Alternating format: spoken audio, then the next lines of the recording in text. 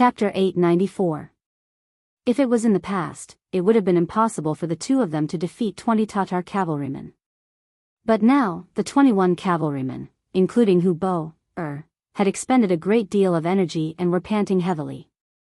They had turned the impossible into possible. Let's settle this once and for all. He glanced at Tianhu, his voice carrying a clear challenge. Okay. Tianhu was still a man of few words. After he finished speaking, he suddenly rushed forward and chopped at the head of one of the elite Tatar cavalrymen, forcing the cavalryman to raise his blade to block. Using this opportunity, he slashed out with his second blade. The back of the blade smashed into the cavalryman's back. With a heavy blow, the cavalryman's mouth spilled out and he fell from his horse, heavily injured. In one round, they captured another man. Below them, some warriors had already run over and tied up the injured Tatar rider who had fallen off his horse. When He saw this scene, he couldn't help but praise in his heart. Although this Tian who didn't like to talk much and gave people the impression that he was very boring, his skills were truly impressive. Although they hadn't fought before, He had a feeling that if they fought one-on-one, he would be the one to lose. Since Tian who had moved, He didn't hold back either. He galloped towards the nearest cavalryman and used the momentum of his horse to slash out with his blade, colliding with the cavalryman's strength. When the first attack failed, he followed it up with another attack and another attack at the same location. The 3 attacks all landed on the cavalryman's scimitar. The powerful force made it so that the cavalryman couldn't hold his blade. The scimitar fell, and Suhi's blade came down again, hitting the cavalryman's chest and knocking him off his horse. Although they were both captured, Tian who only used 1 round and 2 blades. He had indeed used 3 rounds and slashed out 4 times. Just from this point alone, it was clear that the two were stronger. The two didn't stop attacking. Every now and then, a Tatar cavalryman would fall from his horse. They were really too tired, and the ones that came were 2 battle generals with great strength. They barely managed to block a few moves before falling off their horses and becoming captives. In just 15 minutes, only 3 people were left: He, Tianhu, and Hu Bei. Hu Bo hadn't participated in the battle just now. Firstly, he disdained to attack together with others, and secondly, he needed time to recover his strength. Right now, it was a 1 versus 2 situation, and there were no other companions by his side. With a howl, Hu Bo unleashed a ferocious attack. With a curved blade and a round shield, he was able to fight 1 versus 2, resulting in a stalemate. Although Hu Bo had lost to Yang Chendong several times in a row in terms of commanding, this did not prove that there was a problem with his intelligence. Who hadn't lost in front of Yang Chendong? Who had truly won before? If Hu Bo was really so useless, why would the Great Khan use him again and again? Not only that, Hu Bo had some talent in commanding, and his individual battle prowess was also extraordinary. He had fought against He and Tian Hu for more than 30 rounds without losing. He was still full of energy, his blade constantly moving as he unleashed ferocious attacks. He and Tian Hu were constantly retreating. Only when the opportunity was right would they take the initiative to attack and find the opponent's weakness. They could see that Hu Bo was just going all out before his death. As long as they could hold on for a while, the opponent would be completely exhausted and lose. Their estimates were not wrong. Although he had rested for a while, his body had not fully recovered. This attack was just his final performance. From the 40th round onwards, his blade speed had clearly decreased. At this moment, He made his move. He continued to exchange blows with Hu Bo, pushing him back step by step. As Hu Bo continued to retreat, he had unknowingly reached Tian Hu's side. Suddenly, a saber slashed towards his ribs, forcing him to put down his shield to defend. At this moment, a second saber appeared. Tian Hu took the opportunity and slashed at the back of Hu Bo's body. The huge force from the saber caused Hu Bo's vision to darken. He fell from his horse and was bound. The battle was finally over. He and Tian Hu looked at each other at this moment, and they burst into laughter. In this battle, the two of them were almost equal. In the end, it was still up to the 6th young master to decide who would be the commander of the 1st Cavalry Division. The sky finally brightened. No matter what the reason was, Hu Bo had completed the mission that Great Khan Tuachuo had given her, persevering until the very last moment. In the end, Tuabuhua still managed to escape under the moonlight. The light cavalry and scouts that were sent out did not follow them. They only captured the 2,000 wounded soldiers and brought them back to the main camp. In the main tent, Yang Chendong looked at the generals who were covered in blood and looked a little tired, but they were in good spirits. He was naturally very happy. Although they did not capture Tuabuhua, the enemy's 30,000 elite cavalry was defeated. In the end, only 3,000 managed to escape. They were no longer a threat. Moreover, Yang Chendong had a feeling that Tuahua was in real danger this time. After dominating the prairie for so long, he had offended a lot of people. Previously, it was because he had strong soldiers in his hands that no one dared to do anything to him. But now, there were only 3,000 elite cavalrymen by his side. So, it was hard to say. Yang Chendong sat on the chair and first congratulated the generals on their victory. When he heard that they had captured 2,000 wounded soldiers, he was even happier. He ordered, immediately send them back to the first city hospital for treatment. Wounded soldiers are good stuff. They have experienced fighting on the battlefield, and even died once. They have a deeper understanding of what they should do on the battlefield in the future. Once they recover from their injuries and return to the team, they will definitely be the best of the best. Yes. When the servant Yang Lu heard the order, he immediately nodded and walked out of the tent to make the arrangements. After discussing the battle, Yang Chendong's gaze finally landed on Su He and Tianhu. He then looked left and right, but did not immediately make a decision. For Yang Chendong, no matter which of the two men was qualified to be the division commander of the world's 1st Cavalry Division. However, there was only one position for the division commander. How should he choose?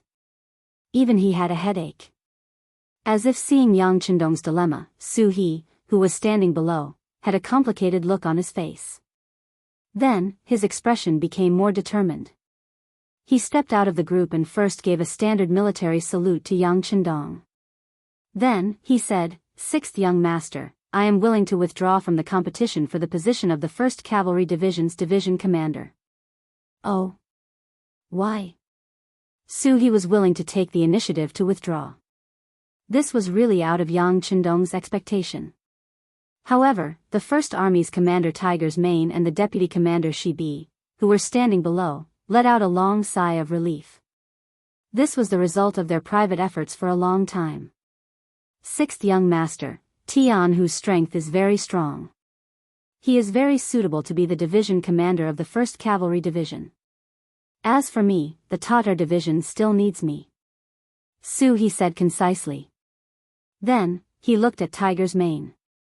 The reason why Su He made such a decision was indeed because Tiger's Mane and Shibi had done a lot of private efforts. In order to keep this Tiger general, the two of them even took the initiative to promise that as long as Tiger's Mane was willing to stay, the Tatar division could be trained into another 1st Cavalry Division. When the time came, they would give him whatever he wanted. In addition, Yang Chendong was a little embarrassed. In the end, Su He made such a choice. Looking at Tiger's Mane, he knew that he had to stand up and say a few words. He stepped forward and said, Young master, this time our new army's cadres have lost too many. Many people participated in the 1st Cavalry Division selection and joined it. If Su He leaves, we really don't have a suitable division commander candidate. Young master, please help us. After saying this, Tiger's Mane lowered his head. He had followed Yang Chendong for a long time. He had heard Yang Chendong talk about the overall situation more than once. Now, his decision was somewhat narrow-minded. He was speaking from the perspective of the new army. He was afraid that the 6th young master would be angry. From Tiger's Mane's perspective, his way of doing things wasn't wrong. This time's actual combat training had indeed stimulated everyone's enthusiasm. Needless to say, the foreign race's soldiers had used all their strength in order to be promoted to the Han Dynasty. The Han Dynasty's soldiers had also worked hard for a hero card. These thoughts were too normal. Even as the commander, Tiger's Mane couldn't stop them. He could only agree to the soldiers' requests. At the same time, he also talked to some of the core members. There was only one goal. Once they had gotten the benefits and proved themselves, they could go back. Although the world's #1 cavalry division is good, our new army isn't bad either, right? As for the commander's advice, some people listened, while others didn't. After all, everyone had the right to choose their own future. Tiger's Mane only talked to them and didn't order them. Even the 6th young master wanted capable people to join the 1st Cavalry Division. How could he dare to threaten them with orders? As a result, there were indeed quite a few people who passed the battlefield test and returned. However, there were even more people who didn't return. Because the majority of the people who passed the test were officers, the number of officers in the new army rapidly decreased. He was one of the people that Tiger's Mane and the deputy commander were willing to fight for. The truth was just as he said. After he left, there really wasn't a suitable candidate to be the Tatar division's commander in the new army. Servant Yang Qindong naturally told the following things to Yang Qindong. He fully understood the other party's difficulties and turned a blind eye to some of their private actions. Now that he had publicly said that he wanted to return to the new army, he naturally couldn't stop him. All right. Since this is Commander Suhi's own choice, we can't force it. The 1st Cavalry Division's commander will be Jianghu. He will be conferred the rank of senior colonel. According to the previous regulations, the 1st Regiment's commander will be Temu, the 2nd Regiment's commander will be Lu Duo, and the 3rd Regiment's commander will be Mu, The 3rd Regiment's commander will be left empty until a suitable candidate is found. Finally, I will personally issue the order. What do you think? Commander Tian, do you have any other requests? Chapter 895. Yang Qindong began to set up the framework of the 1st Cavalry Division. After that, the specific work would be completed by Tianhu and the 2 newly appointed regimental commanders. Tianhu, who had been called out, knew that he was going to be the 1st commander of the 1st Cavalry Division. Excitement finally appeared on his calm face. He suddenly knelt on the ground and raised his head to look at Yang Qindong. With a very respectful tone, he said, "Teacher, this student will definitely live up to your expectations." Most of the people who came from the Yang Qindong Academy were used to calling him Dean. However, there were also some people who performed well and were favored by Yang Qindong. They were specially taken care of and could be called teachers. Tian, who was one of these people. It was natural for a student to kneel before a teacher. Yang Qindong didn't stop Tianhu's actions. Instead, he said with a face full of praise, "Tianhu, I'm handing over these elite cavalry troops to you. What I want is an army that can fight at any time, and win at any time. As long as you can do this, the logistics division will do their best to satisfy your needs. However, there is only one condition. If the combat strength of the troops is not good enough, I will hold you accountable as the commander." Teacher, don't worry. Since you've given this heavy responsibility to this student will definitely live up to your expectations. In the future, the 1st Cavalry Division will not disgrace this name. In the cold weapons battle, it will become the undisputed #1 in the world. Tianhu said as if he was making a promise. He wasn't hot-headed. Although he said that the 1st Cavalry Division was the best in the world, it was only in the cold weapons battle. From this, it could be seen that he already had some plans in mind for how to develop and strengthen the troops of the 1st Cavalry Division. Later on, the facts also proved that the 1st Cavalry Division lived up to their name. The 6,000 cavalry troops had indeed become the strongest cavalry on the grasslands. Every time they went out to battle, the news of victory would be sent back. In battle, all the cavalrymen were good at using dual sabers. When they met a strong opponent, they would use one saber and one shield to attack and defend. In the end, as long as they heard their name, there would be no one who would not be afraid. The war with Tuatua Buhua had finally ended, and the world's #1 cavalry division was officially established. The 1st Division commander was Tian Hu, the 1st Regiment commander was Temu, the 2nd Regiment commander was Lu Duo, and the 3rd Regiment commander was waiting to be appointed. When the news came out, Lu Duo burst into tears in his own tent. First, it was the captives. Then, it was the surrendered soldiers. Then, it was the battle to the death.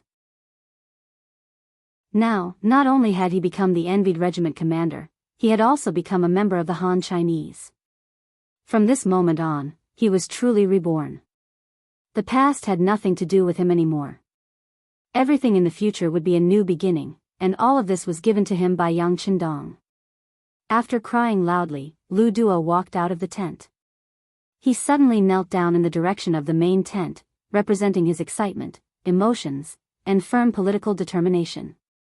At the end of the battle, they brought the captives and put away the tents. The mercenaries returned to the beginning city in a grand and vigorous manner as if they had come from the outside. There was still a great news waiting for him here, but he was still unaware of it. The army returned to the beginning city. It was already August, and it was the hottest time of the year. The winter in the beginning city was really cold, but it was not without its benefits. At least, it was not so hot in the summer. In the Yang residence, the news of the 6th young master's return had already spread. Immediately, there was a big cleaning. Water was splashed everywhere in the courtyard. While cleaning the ground, it also had the effect of cooling down the temperature. When Yang Chendong stepped into the gate, a cool breeze blew on his face. Hee, good, good. Yang Chendong chuckled and prepared to go to the inner courtyard. He had not seen the 3 madams for more than a month, and he missed them very much. However, before he could take a step, the 2 maids had already bowed and greeted him with a sincere smile on their faces. Hello, 6th young master. The 6th young master has worked hard. Congratulations to the 6th young master. Oh. Congratulations to you too. Yang Chendong said indifferently. He thought that everyone was congratulating him because he had won the battle, so he did not care. However, when he walked all the way to the inner courtyard, everyone he met along the way would greet him and congratulate him. This made Yang Chendong feel that something was wrong. He did not know how many battles he had won, but it seemed that these maids did not care so much about it in the past. It wasn't until he arrived at the inner courtyard that he saw the 2nd madam's maid, Xing, respectfully escorting a female doctor in a white robe out. His brows furrowed involuntarily and his expression became nervous. He strode forward and said as he walked, Dr. Zhao, why are you here? Teacher. When she saw Yang Chendong walk over, the so-called Dr. Zhao quickly saluted to show her respect. Dr. Zhao's name was Zhao Yanmei. She was also a student of the Yang Family Academy. She was once known as the 2 saints along with Yuan Heping, who was known as the Sacred Hands. However, the former specialized in internal medicine and surgery, while the latter specialized in gynecology and pediatrics. Normally, if the madams were unwell or felt uncomfortable, it would be Zhao Yanmei who came to see them. They were all women and often went in and out of the inner courtyard of the Yang residence, so they were more at ease. Now that Zhao Yanmei was here, it must mean that one of the madams was unwell. It was no wonder that Yang Chendong became so nervous. Why are you here? Is one of the madams unwell? Yang Chendong did not even return the salute and asked anxiously. Facing the anxious Yang Chendong, Zhao Yanmei was neither anxious nor slow. She even said with a smile, Teacher, this student congratulates you. Congratulations, congratulations again. What's going on? When Yang Chendong entered the courtyard, he heard these 2 words the most. At first, it was fresh, but now he was a little annoyed. About this, please find out once you enter the inner courtyard. He did not know where Zhao Yanmei's courage came from. She did not tell him immediately, but kept him in suspense. It must be said that she had no choice. 2nd madam had already told her that some things must be said by herself and not by others. Okay, I will go take a look. Xing, lead the way. Yang Chendong's face did not show whether he was angry or happy, but at least he was more stable than before. Zhao Yanmei dared to keep him in suspense, so it should not be a bad thing. Xing happily agreed and led Yang Chendong to the room of the second madam in the inner courtyard. Yang Chendong's footsteps were very fast, causing Xing to quickly fall behind. It wasn't until Yang Chendong entered the small courtyard that he saw Xiao Yin resting under a large tree. Seeing that she was fine, he let out a long sigh of relief. The maids beside the tree were very perceptive. When they saw Yang Chendong appear, they bowed and paid their respects. They ignored the sixth young master and went in front of second madam. Holding her small hand, they asked with concern, "Xiao, I just saw Dr. Zhao leave. What happened? Are you feeling unwell?" At this moment, Xiao Yin's face was red. "Young master, I did not expect you to return so quickly. I was originally prepared to welcome you at the door with fourth sister and fifth sister. We are husband and wife. There is no need for those complicated formalities." "That's right, you still haven't answered me. Where are you feeling unwell?" Yang Chendong casually waved his hand. He had never cared much about formalities. It was only because of his high status that he had to pay attention to them. However, in his opinion, when he was with his wife, he should save on formalities. Feeling Yang Chendong's sincere concern, Xiao Yin's face was like a peach blossom. She first lowered her head and then said in a voice as soft as a mosquito, "Young master, I am not sick." "Not sick? Then what is Dr. Zhao doing here?" "It's fine." "What is it that you cannot tell the young master? Hurry up and say it." If Zhao Yanmei's expression did not change when he saw her and even looked a little happy, he would have thought that Xiao Yin was seriously ill. Seeing Yang Chendong so anxious, Xiao Yin knew that she could not hide it any longer. She said in a small voice, "Xiao, is really not sick. It's just morning sickness." "Not sick? Morning sickness?" The anxious Yang Chendong was stunned by these words and stood there in a daze. "Yes, it's morning sickness. Dr. Zhao said that I am pregnant with the young master's child." As Xiao Yin spoke, she gently stroked her stomach that had not changed at all. She looked very happy. "Pregnant with my child?" At this moment, Yang Chendong finally reacted. He stood there in a daze. At this moment, it was as if his mind had gone blank.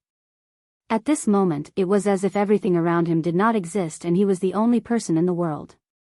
In his previous life, Yang Chendong did not have a family because of the nature of his work. Naturally, he did not have children of his own. But now, someone suddenly told him that he was going to have a child. He was completely unprepared and did not even have the slightest bit of vigilance. He was completely stunned by this news. He was going to have a child. This was the first time in both his previous life and this life. Once upon a time, he had thought about this problem. When he first got together with Hu Yan and the others, he considered that they were still young and his condition was not stable. He had tried his best to suppress it and did not have any plans to have a child. Later on, when his condition got better, Yang Chendong thought about this problem and tried very hard. But for some reason, none of his wives were pregnant. Later on, when the war in various places became tense, he did not think too much about it. He thought that when the situation was completely stable, he would check it out properly. But he did not expect that before he even did that, he was already pregnant. This was enough to prove that there was nothing wrong with him. There was nothing wrong with him. Chapter 896. Young master, what's wrong? Don't scare Xiao, After reporting the good news, Xiao Yin had been waiting for Yang Chendong's reaction. However, she found that the young master stood there like a fool, neither happy nor sad. For a moment, she became anxious. "Young master, I don't know what to do. After all, eldest sister doesn't have a child yet, but I already have one. This really shouldn't be happening. If young master isn't happy, then Xiao, doesn't want it. As she spoke, Xiao Yin began to cry. She couldn't be blamed for being so agitated. Hu Yan, as the legal wife, didn't have a child yet, but she, as a concubine, had a child first. This was not allowed in many large clans. In fact, in order to protect the position of the legal wife, whether or not she could keep the child was another matter. The crying Xiao Yin finally woke Yang Chendong from his fantasy. When he saw that Xiao Yin was crying, saying that she was wrong, and talking about Hu Yan, he pulled her into his arms. My good Xiao, what are you saying? You have a child, so the other sisters should be happy. How could they be angry? Moreover, they will have children in the future. There's nothing to be jealous about. Ah. Really? Xiao Yin was, after all, only a maidservant and not a legitimate daughter of a large clan. Therefore, she had only heard of such things and didn't feel that deep of a fear.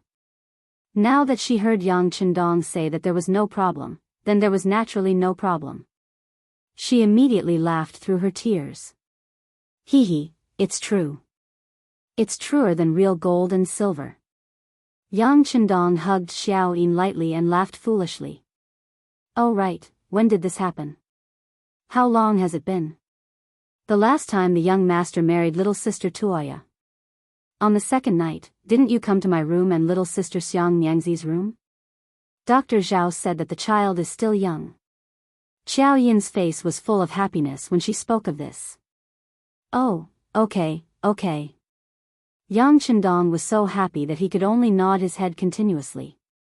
When he was looking for the two madams, he had put in a lot of effort because he had found another sister for them. He felt a little guilty in his heart. He didn't expect that his hard work would really bear fruit. Good, very good. It was indeed wonderful. Xiao Yin's pregnancy was not only a joyous occasion for Yang Chendong, but also for all of Yangxia. As the ancients say, there are 3 ways to be unfilial, and having no descendants is the worst. Even the common people thought so, not to mention a large force like the Yang faction. It could be said that whether Yang Chendong had an heir or not was related to the foundation of the country. Yang Chendong was a good person in every way. He also enjoyed supreme power in Yangxia.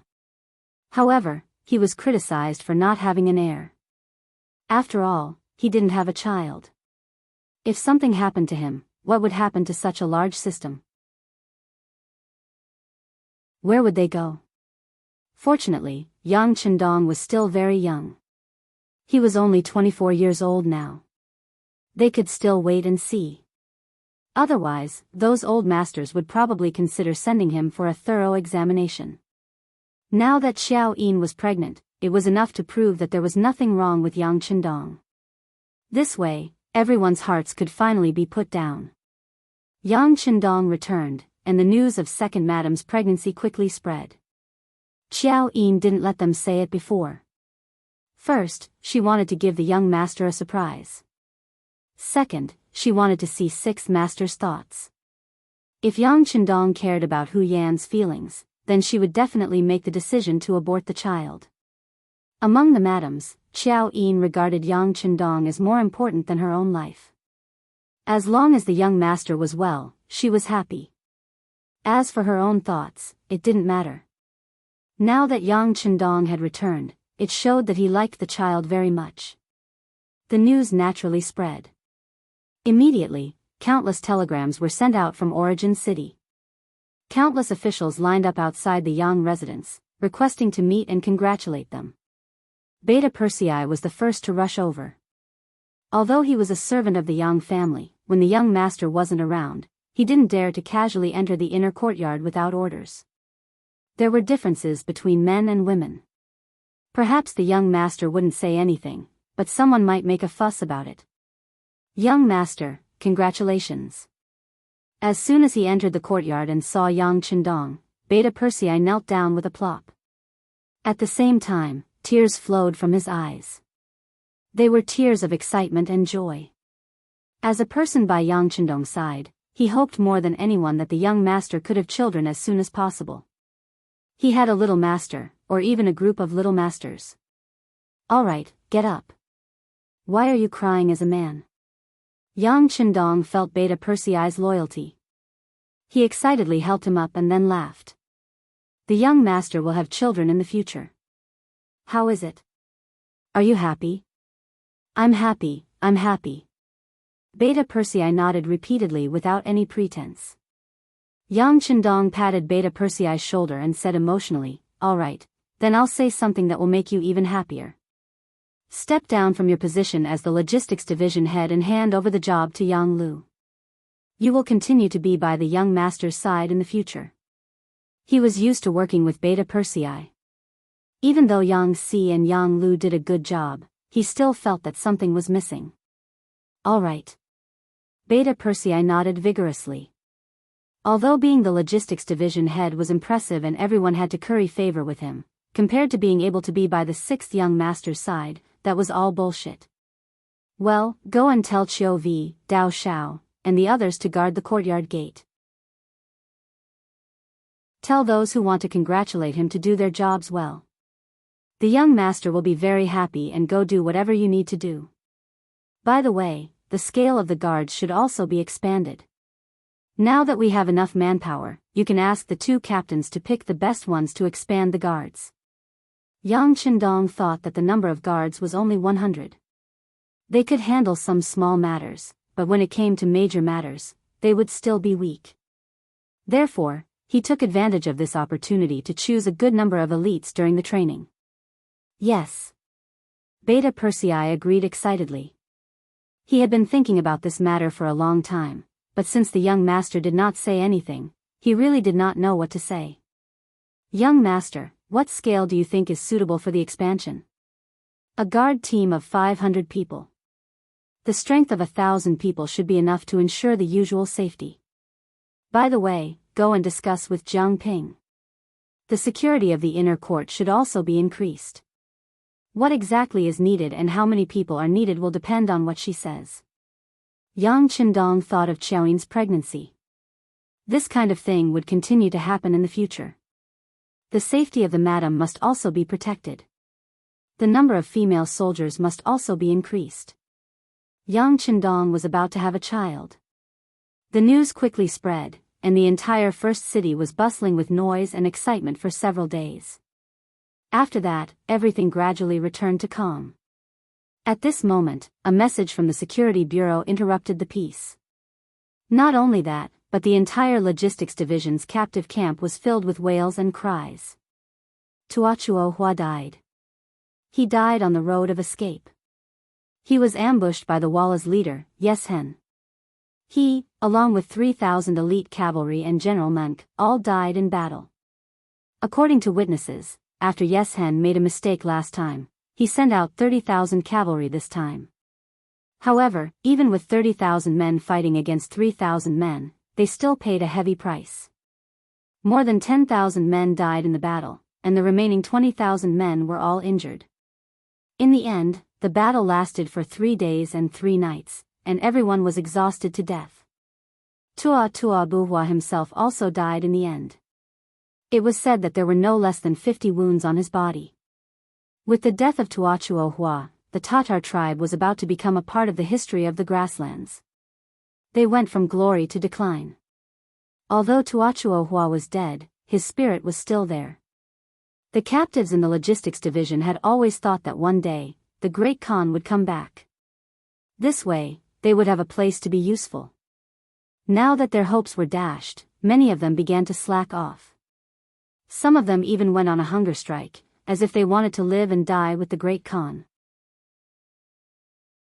This was especially true for the 2,000 injured and sick people who were sent to the hospital. They wanted to get revenge on Yes Hen and almost caused a scene in the hospital. If the mercenaries did not appear in time, there would be a big problem. Among the captives, there were quite a number of Tatar soldiers. Naturally, the situation would not be small. The officers had no choice but to report the situation to Yang Chendong. Not long after, Beta Persei personally came out and brought Hubo, from the captive camp to the Yang residence. In Yang Chendong's courtyard, in the pavilion in front of the fake mountain, Yang Chendong and Hubo, sat opposite each other. In front of them was a stone table with a steaming hot tea in the middle. Beta Persei and the first guard Captain Xiao V were staring at Hubo, to prevent him from jumping up and attacking. Remove the shackles and shackles. Yang Qindong casually ordered Beta Persei as he demonstrated his skills in the art of tea ceremony. Young master, this person's strength is not ordinary. Beta Persei wanted to remind him of something. However, Yang Qindong said in an unquestionable tone, "What's wrong? Is it because the young master has not moved for a long time that you have no confidence in the young master?" Beta Persei was reminded of the young master's abnormal strength. He walked up and used the key to unlock the shackles, freeing Hubo. Now free of her shackles, Hubo rubbed her wrists and smiled. This tea was personally brewed by the Duke of Loyalty. It must be delicious. Ha ha ha. As he spoke, he picked up a teacup. His originally smiling face suddenly changed. Then, the teacup was shattered, and a sharp piece of porcelain fell into his hand. He quickly slashed it in front of Yang Qindong. Bang! A figure suddenly flew out. Before Beta Persei and Xiao V could react, Hubo's burly figure flew out and crashed into the courtyard, his face covered in dirt. Yang Qindong was still sitting there as before. He held a teacup and slowly tasted the tea. The tea is not bad.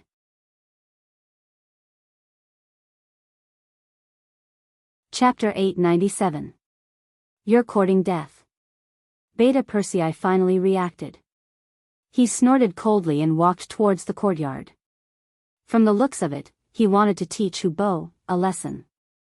Beta Persei, bring Hubo over and let him sit down. You and Xiao V can just watch from afar. Yang Qindong raised his head slightly and ordered in an unquestionable tone. Beta Persei did not dare to disobey. He could only help Xiao V carry Hubo and place him in front of Yang Qindong. Then, the two of them retreated far away and quietly watched everything unfold. Hubo sat down again. His face did not show any signs of defeat. On the contrary, he looked at Yang Qindong curiously and asked, "Your martial arts are very powerful." Speaking of which, this was the first time Hubo had observed Yang Qindong so closely. Only now did he realize that compared to Tua Buhua, this self-proclaimed heavenly Khan was so young that it was ridiculous. "Huh, you want to kill me? Then I'll give you a chance," Yang Qindong said without answering the question. Then, as if he was performing a magic trick, he took out a dagger the length of an arm and placed it on the stone table. Then, he signaled to Hubo with his eyes. It was as if he was telling Hubo that the dagger was here and that he could take it at any time and attack him at any time. Yang Qindong's calmness and even arrogance made Hubo very angry. He was not Yang Qindong's match, but that was only in terms of strategy. In terms of martial arts, he was someone who could fight against Tianhu and Suhi for dozens of rounds. How could he be afraid of Yang Qindong? He was just careless earlier. This time, he would not be careless again. Suddenly, he reached out to touch the dagger on the stone table. However, before he could see Yang Qindong's movements clearly, he was sent flying again and landed in the courtyard. Beta Persei and Xiao V appeared, and the two of them once again carried him to the stone table and sat down. They could see that the sixth young master's martial arts had improved again.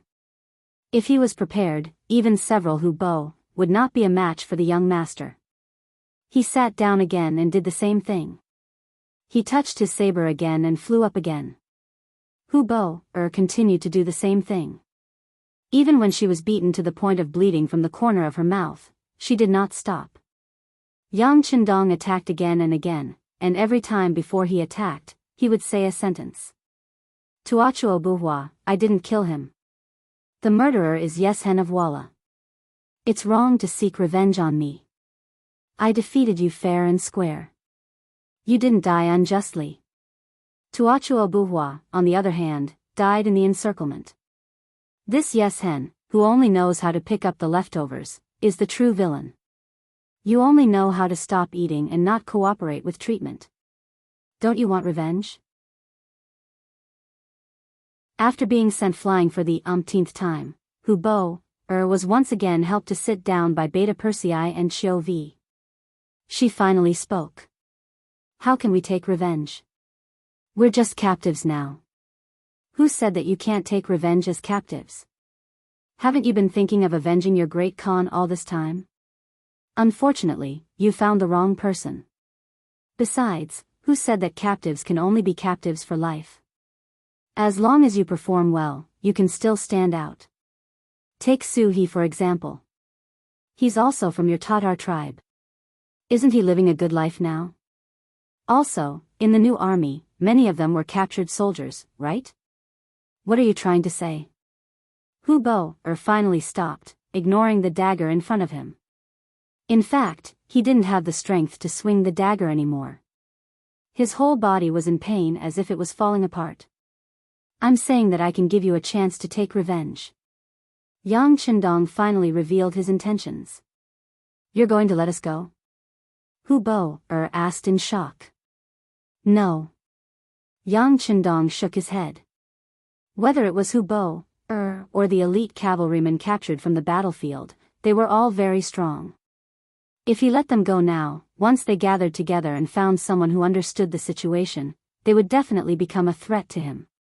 Yang Qindong would never do such a thing as releasing a tiger back into the mountains. No, then how can we take revenge? Hu Bo asked with a look that said, are you kidding me? Join the mercenaries and you'll have a chance to take revenge. What, do you really think that if I let you go now, you can really destroy Yeshen and his forces? From what I know, Yeshen teamed up with Agadorji to ambush your Tuachuo Buhua Khan and reaped a lot of benefits from it. He also made a lot of money from trading with Baiming. Now that he has a strong army, do you really think that you can take revenge with this little force? This. Hu Bo was speechless. Although he was hot-blooded, he knew that courage alone wasn't enough to deal with Yeshen. He also needed strength. And the mercenaries did indeed have that strength. How can I trust you? Hu Bo's thoughts finally returned to reality. When he knew that only the mercenaries could help him, his mentality changed. It's simple. Join the mercenaries and I'll help you destroy Walla's forces and kill Yeshen within 3 years. If you can't do it, you can leave at any time. You can even start a rebellion if you want. Once Yeshen is killed, if you and your companions want to leave, I promise I won't stop you. How about it? I can swear on my honor as the Heaven Khan to the Tingri Heaven. Yang Qindong said with a serious face. For others, swearing to the Tingri Heaven was a very important and even sacred thing. However, he didn't think so. He didn't believe in it. Moreover, he wasn't lying. He had to get rid of Yeshen. Seeing that Yang Qindong had sworn on his honor, Hu Bo had no choice but to believe him. He nodded, all right, I believe you. Very good. It's a pleasure working with you. Now you can convince your companions not to cause any more trouble. Hurry up and recuperate. Don't wait until the war with the Val tribe starts. Your conditions aren't suitable. If you miss the big battle, you can't blame anyone else. I'll go and convince them. Hu Bo nodded. If he wanted revenge, he needed to strengthen himself. Now wasn't the time to go on a hunger strike. With Hu Bo's departure, the disturbance caused by the captives came to an end. However, the war wasn't over yet. Yang Qindong defeated Tuachuo Buhua and Yeshen took the opportunity to deal with this powerful enemy. The Tatar tribe also announced their withdrawal from the Central Plains. The forces they controlled were also divided up. South of Talu, Sambulakwin was occupied by Baiming Xian Fu's army chief and commander of the 10,000 Department, Shi Wanshan. Yeshen also took over Shajing province. At this point, Shi Wanshan was Yeshen's neighbor. The mercenaries were only separated by Sambulakwin. They were already quite close. Yang Qindong didn't take the opportunity to take over more cities. His military thinking came from the future. He didn't care about the gains or losses of a city. What he wanted was to eliminate the enemy's strength. It was just like when the main force was gone, after the soldiers died in battle, wouldn't the original Tatar territory become ownerless? Wouldn't it be easy to occupy it? Notify the 1st Cavalry Division. Have them patrol the area northwest of Saihan Mountain. Tell the other forces that this area belongs to us mercenaries. Anyone who wants to pass by must pay us taxes and follow our rules. Otherwise, we'll kill them all. Yang Qindong finally revealed his fangs and began to take control of the grasslands with First City as the center. The North Desert City was still under construction. Once the construction there was completed, it would form a triangle with the origin city. At that time, his power would be stable. Anyone who dared to challenge his position would be treated as an enemy and suffer the wrath of thunder. After the new army went through many rounds of selection, they returned to their original formation. The number of people in the world's 1st Cavalry Division was not full yet. Division Commander Tianhu and the 2 commanders carefully selected the people one by one. They were determined to create the strongest army in the world just like their names. The construction of North Desert City was still going on in an orderly manner. With Yang Si in charge of the overall situation, everything was going smoothly.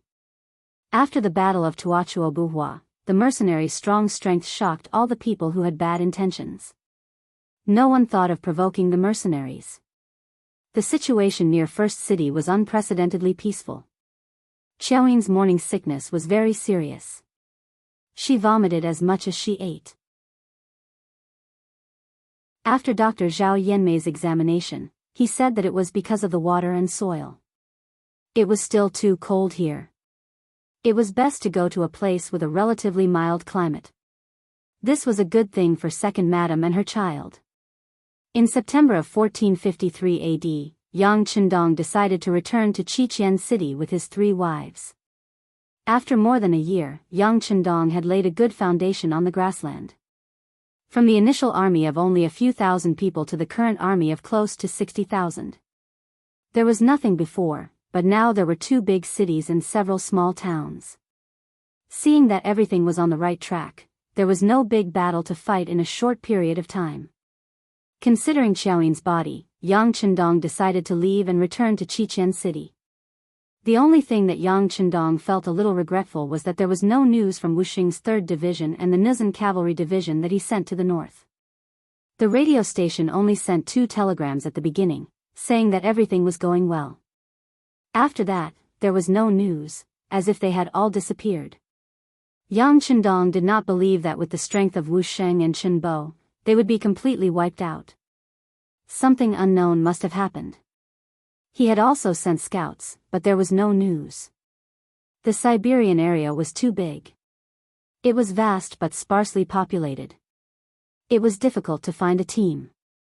The only thing he could do was to keep sending people to inquire about the situation.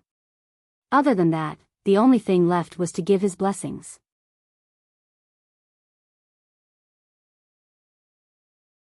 Chapter 898. Yang Qindong decided to leave, and Tiger's Mane stayed behind under his arrangement. In terms of political affairs, Yu Mian was his deputy, and in terms of military affairs, Shbai was his deputy, so he could rest assured. After leaving Yang Si to build North Desert City and 6th Yang Qindong to manage the logistics team, Yang Qindong left the first city in mid-September with his 3 wives, Beta Persei, Wang Si, and the others, as well as the 2 guards and 3,200 members of the ferocious Tiger Regiment. When he left, Yang Qindong deliberately suppressed the news. He did not want everyone to know that he had left the first city. Although it was destined that he would not be able to hide it for long as he kept it a secret for one more day, he would be able to deter them for one more day. In order to prevent being discovered, the team left the city in the evening and set up camp 20 miles away from the first city. In the big tent, Yang Qindong accompanied the 3 wives to eat, and from time to time, there would be laughter. In the big tent at the side, Beta Persei was also enjoying the joy of eating and chatting with Kikij. Beta Persei and Kikij's marriage was reported to Yang Qindong, and after getting permission, they got married 7 days ago. It also became a grand occasion in the first city at that time.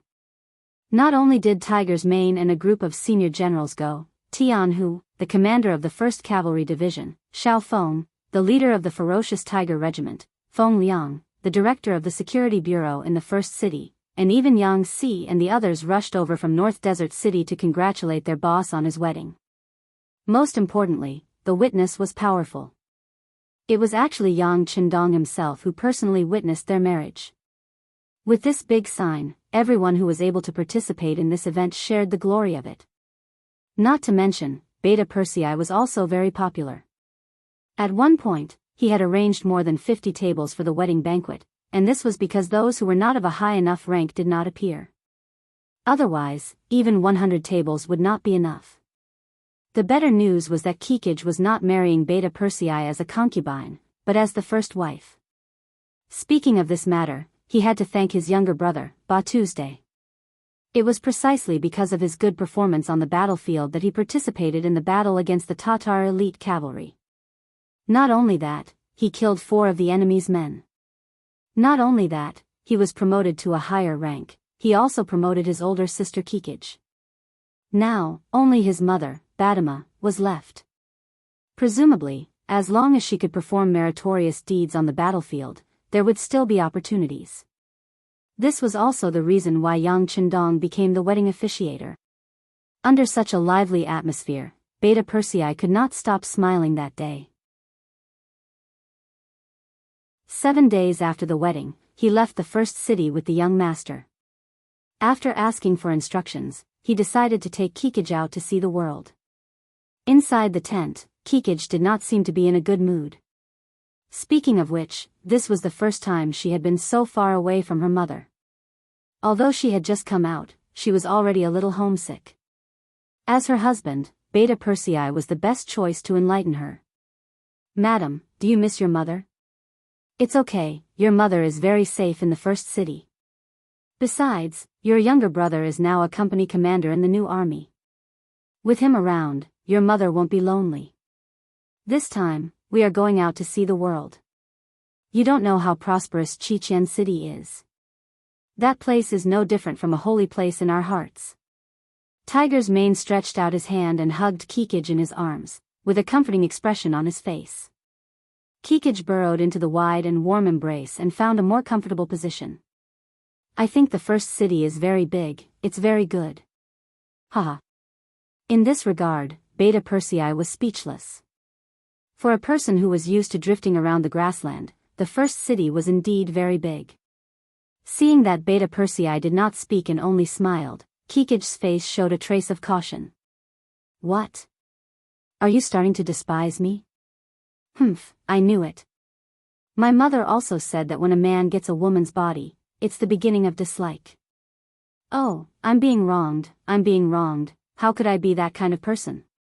Beta Persei cried out loudly, then found that Kikij's face was full of smiles. He knew that she was teasing him, so he pretended to be very angry and said, "Well, you dare to lie to me. As punishment, I'm going to carry you to bed now." Don't. It's not completely dark yet, wait a little longer." When it came to this matter, Kikij's face quickly turned red. This man was a bull, a barbarian. She couldn't stand it every time.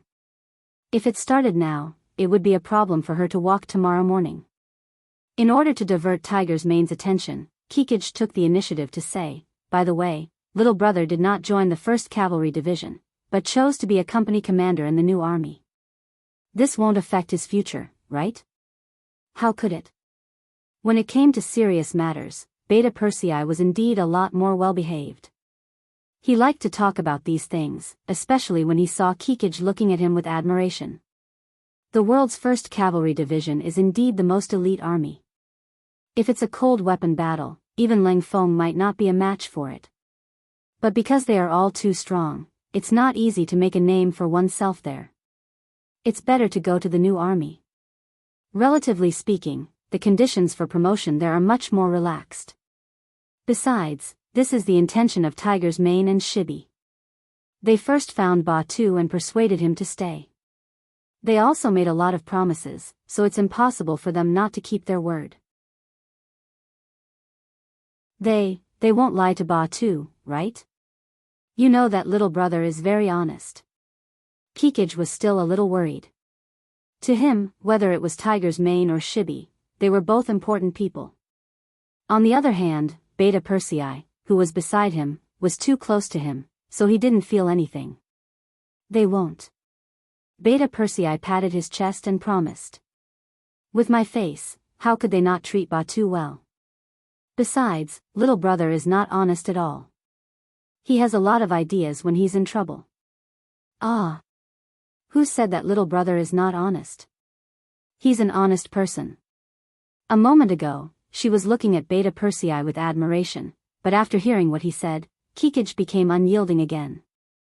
I was wrong. Beta Persei understood the principles taught by the sixth young master. He didn't know how to reason with a woman. When he saw that the situation wasn't right, he immediately surrendered. This caused Kikij to laugh coquettishly. In the main tent a few dozen meters away, Yang Chendong was drinking horse milk wine and eating mutton with the seventh madam.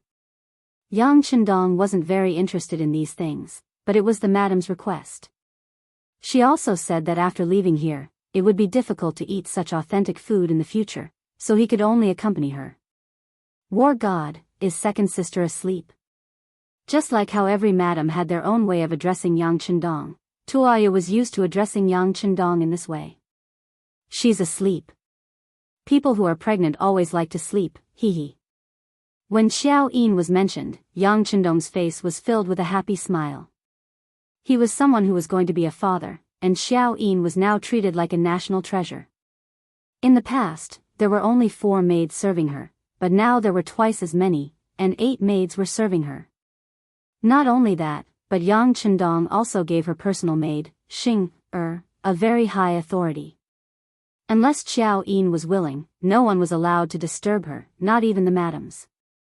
This wasn't his intention to drive a wedge between the madams. In the future, he had watched many palace dramas, and there were many matters related to internal strife. Anything could happen. In the face of powerful interests, any kind of friendship could change. Especially when Xiao Yin was pregnant with his first child. It was impossible to say that no one was jealous. In order to prevent any possible man-made accidents, the safest way was to take sufficient measures now. Although it would hurt some people's feelings, once the rules were set, they could slowly get used to it in the future. Of course, all of this was only on the surface. Secretly, Yang Chendong also instructed Jiang Ping to pay special attention to second madam. The newly formed female guards were put to good use. Once they discovered someone with ill intentions, they could directly take them down without asking for permission. With this hidden hand, Yang Chendong's heart could finally relax a lot. War God, when we have a child in the future, will you protect me like how you protect second sister? Tuoya could feel Yang Chendong's nervousness. She could understand this point. Her background as a princess allowed her to understand some things too early. Because of this, she didn't have any intention of blaming Yang Chendong. On the contrary, she was very supportive. Of course, you are my wife. Your safety is naturally the most important. Yang Chendong was very casual, but his tone was very firm. That's great. Tuoya nodded contentedly. Oh, by the way, tell me about the other sisters. You know that we're about to meet each other, so we should know in advance what to pay attention to. Otherwise, it won't look good if we make a fool of ourselves. Okay. Yang Chendong really wanted to push the task to fourth madam, Lady Xiang. However, when he thought about how Tuoya had already left her hometown to follow him, if he rejected such a small matter, who knew if she would be sad? On the battlefield, Yang Chendong was the strategist. No matter how strong the enemy was, he wouldn't be afraid. However, in front of the other madams, his general's demeanor had long disappeared. Other than doting, there was only affection left. She waited for Yang Chendong to speak for 2 hours. When it was already late at night, he became careless. Tuoya's face was flushed red under the candlelight. When she thought of what was going to happen next, she said softly, "Call fourth elder sister over. I can't handle it alone." Okay. Seeing that Tuoya had already gotten used to accompanying him with the other sisters, Yang Chendong was very happy. This was also a way to promote the friendship between the sisters. The next morning, the group set off as usual after breakfast. Everyone seemed to be in a good mood. This kind of process where they didn't have to think about fighting and only had to travel slowly was a great way to improve the relationship between everyone.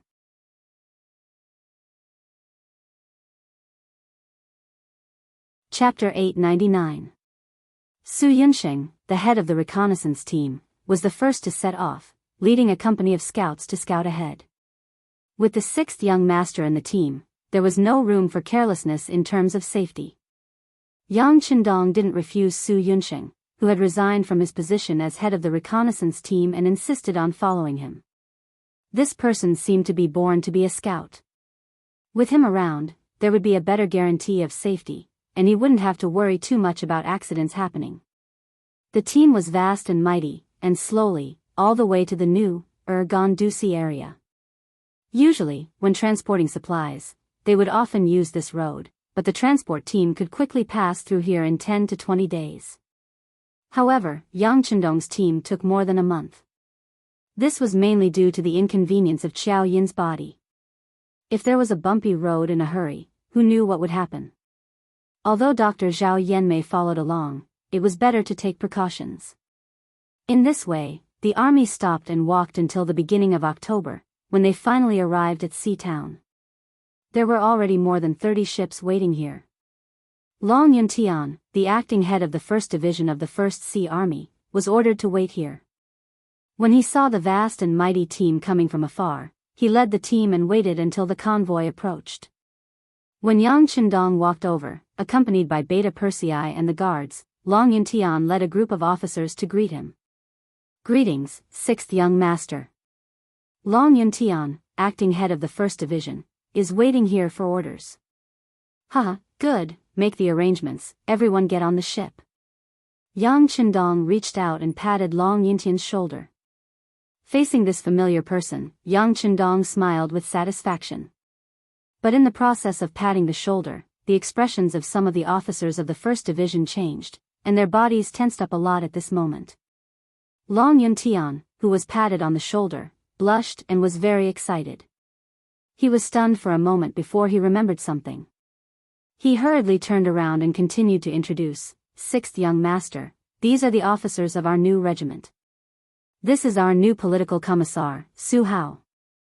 Long Yuntian pointed at another officer who also had the rank of colonel and introduced him formally. Oh, political commissar Su, hello. This time, Yang Qindong didn't pat his shoulder. Instead, he reached out and shook his hand. To be honest, as the team grew bigger, there were already some people that he wasn't so clear about. For example, Su Hao in front of him was very unfamiliar to him. Su Hao's face was full of excitement. He stretched out his arms and grabbed Yang Qindong's arm, shaking it vigorously. He also subconsciously said some flattering words. 6th young master, this subordinate has admired you for a long time. Today, I finally get to meet you. I'm extremely excited, extremely excited. Do your best. Yang Qindong also responded with a smile. Then, he shook hands with the other officers of the 1st Division one after another. After a round of greetings, the team began to board the ships. Because Yang Qindong's return to Crimson City this time wasn't a public move, there were no large ships arranged to welcome him. Most of the ships weren't very large, but there were always 2 or 3 second-class ships that were 70 to 80 feet long. It was just enough for Yang Qindong and the others to rest on. The largest ship was naturally Yang Qindong's. After the 3 madams and the maids boarded the ship, Beta Persei led the first guard team and boarded the ship. As for the second guard team, they had no choice but to board the other ships. In this regard, Yang Qindong didn't have any doubts. Since this was the 1st Marine Army's unit, it was his unit. No one would dare to harm him. He still had this much confidence. As for the reaction of the other officers when he shook hands with Long Yuntian, with Yang Qindong's keen insight, he naturally noticed it, but he didn't say anything. When it came to the situation of the officers below him, he wouldn't ask too much. However, his safety was at stake this time. Although he knew how to swim and was quite good at it, he knew that he had to be careful. There were a lot of diving equipment and oxygen tanks in the big warehouse. Even if there were any problems at sea, he would have no problem protecting himself. But the three madams were still on the ship. For their safety, there were some things that needed to be investigated. Go, arrange for 2 capable men to ask about the situation and relationship of the officers in the First Division. Understood. Beta Persei, who received Yang Chendong's order, nodded and found Ba Daojiang and Peng Yu. These 2 were veterans of the guard team. There was no problem in terms of loyalty. They were also experienced in the martial arts world. It was reassuring to leave some things to them. After the team boarded the ship, the acting commander, Long Yintian, immediately ordered the ship to set sail. The fleet then put away the anchor and set sail straight to the south. When they first boarded the ship, everything was so fresh, especially when they looked around, the sea and the sky were the same color. It was very spectacular. This made the 4th madam, Lady Xiang, and the 7th madam, Tuoya, who had never seen the sea before, very excited. But after a long time, the scenery was the same every day. Even the best scenery would have a day when they got tired of it. Yang Chendong had no choice but to play cards with the 3 madams in the ship's lounge. It was a happy and harmonious atmosphere. After a few days of sailing, the ship was finally no longer lonely. They could see other ships in the distance, but because of the distance, they didn't have much contact with each other. When Yang Chendong heard Beta Persei's report, he stood on the bow and looked into the distance with binoculars. He saw the ship with the North Korean flag. Putting down the binoculars, Yang Chendong looked thoughtful and said to Beta Persei, "Go, call Long Yintian here." Soon, Long Yintian appeared, and Yang Chendong's question followed. The North Korean Navy is not far away. Do they often appear here? I don't know. Long Yintian shook his head with an ugly expression. This time, without waiting for Yang Chendong to ask anything, Beta Persei said with dissatisfaction, "You don't know. Have you never made this trip before?" No, this is the first time I've made this trip. Oh, yes, when I passed by here, it seems that there are ships nearby. With a red face, Long Yintian explained hesitantly. Okay, you can go down first. Yang Chendong raised his hand and dismissed Long Yintian. Yang Chendong fell into deep thought as he looked at his departing figure. Beta Persei, what about the information I asked you to send? There's no news yet, but soon. The Navy soldiers here are very principled. It's not so easy to get information. It will take a little time. This time, it was Beta Persei's expression that was unnatural. There's no other way. If the task assigned by the 6th young master was not performed well, anyone would have an ugly expression. There's no hurry. There are still more than 20 days from here to Husung City. It should be enough. It's just that the existence of the North Korean Navy in front of us is a hidden danger. Right now, Beiming doesn't have a navy, so they don't pose any threat to us. However, this is our supply route to Shicheng. If the North Korean Navy decides to attack us one day, then the situation won't be good. Well, take note of this matter and remind me when we return to Resin City's marine headquarters.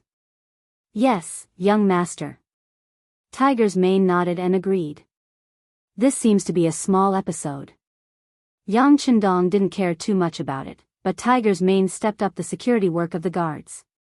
He always had a strange feeling that the situation seemed to be wrong, but he couldn't tell what was wrong, so he could only strengthen his own defense to prevent unexpected things from happening. It's a pity that this is not on land. In case of an accident, he can't contact the 2nd Guard and Commander Xiao Feng's Tiger Regiment. But thinking about it, with their combat experience, once something happened, they should be able to react immediately. Beta Persei's nerves became nervous, and he was a little absent-minded even when he was accompanying Kikich. The days passed like this until 20 days later, they finally arrived at the sea area of Husung City. Only then did he relax a lot, and at this time, Badao Jiang and Peng Yu, who were sent to inquire about the matter, finally came to report. For more than 20 days, the 2 ate and lived with the Navy warriors and worked hard to make friends with them. Finally, they figured out the situation of the first group. This time, they came to report to Beta Persei. Half an hour later, Beta Persei came to the main cabin where Yang Chendong was and reported the situation in detail. Young Master, Husung City has investigated many people and many things. Long Yuntian is one of the people who has been judged to be problematic. Beta Persei reported while paying attention to Yang Chendong's expression.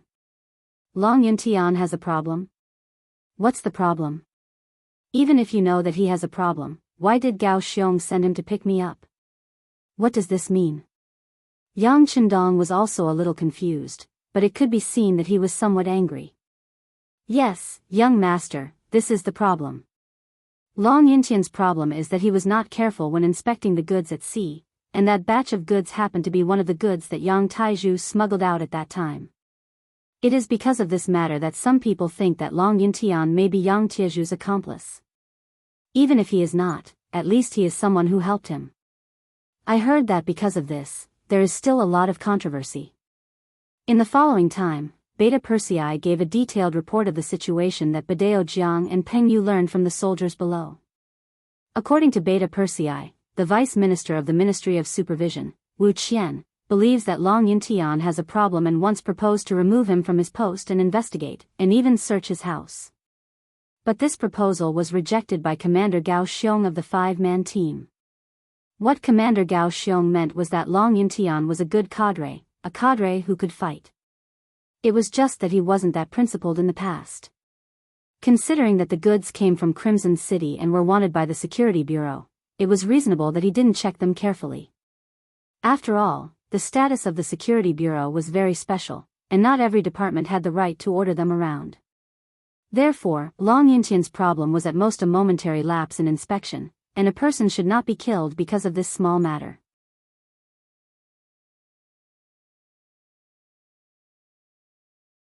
Chapter 900. Since then, the two of them had never found a way to solve Long Yuntian's problem. But soon, there was an impact. With Long Yuntian's ability and experience, he was originally a popular candidate to be the commander of the 1st Marine Army's 3rd Division. But because of this, his appointment was blocked by the political department. Fortunately, Gao Xiong still acted and transferred him from the 3rd Division to the 1st Division. Considering the impact, he gave him the position of acting regiment commander of the 1st Division instead of regiment commander. Right, 6th young master, Wu Qian's brother-in-law is the 1st Division's political commissar Su Hao. He's on the ship beside us. Beta Persei seemed to have thought of something and whispered to Yang Chendong. Yang Chendong listened quietly and slowly nodded. Even though he was secretly returning to Crimson City, he was afraid that he would attract too much attention and that someone would have ideas about him on the way.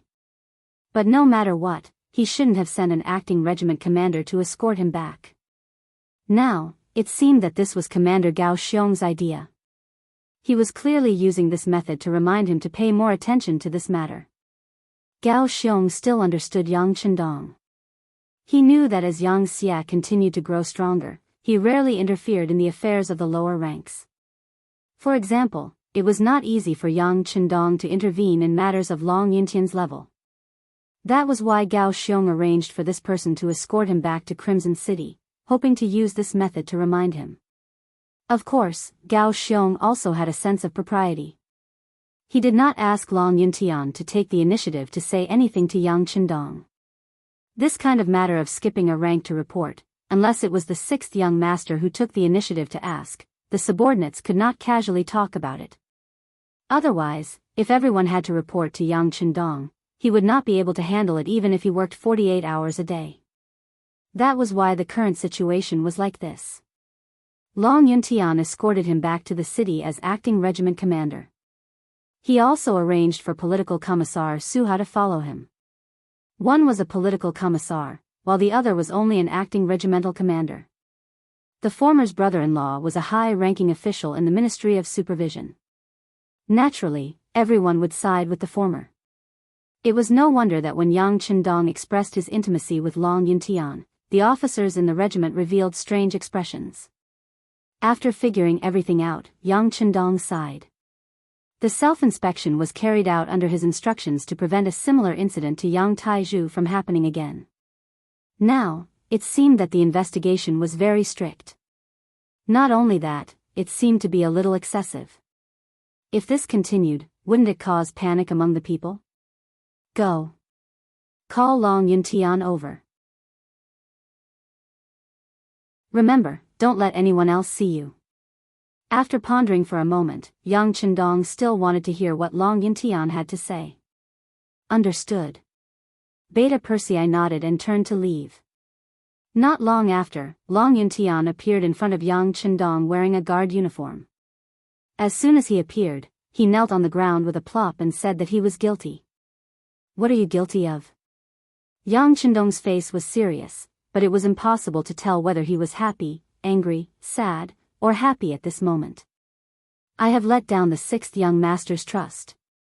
I was careless during the inspection at sea, causing the smuggling ship to pass right in front of me, but I didn't know. I am guilty. Long Yuntian knelt on the ground, his eyes red as he said.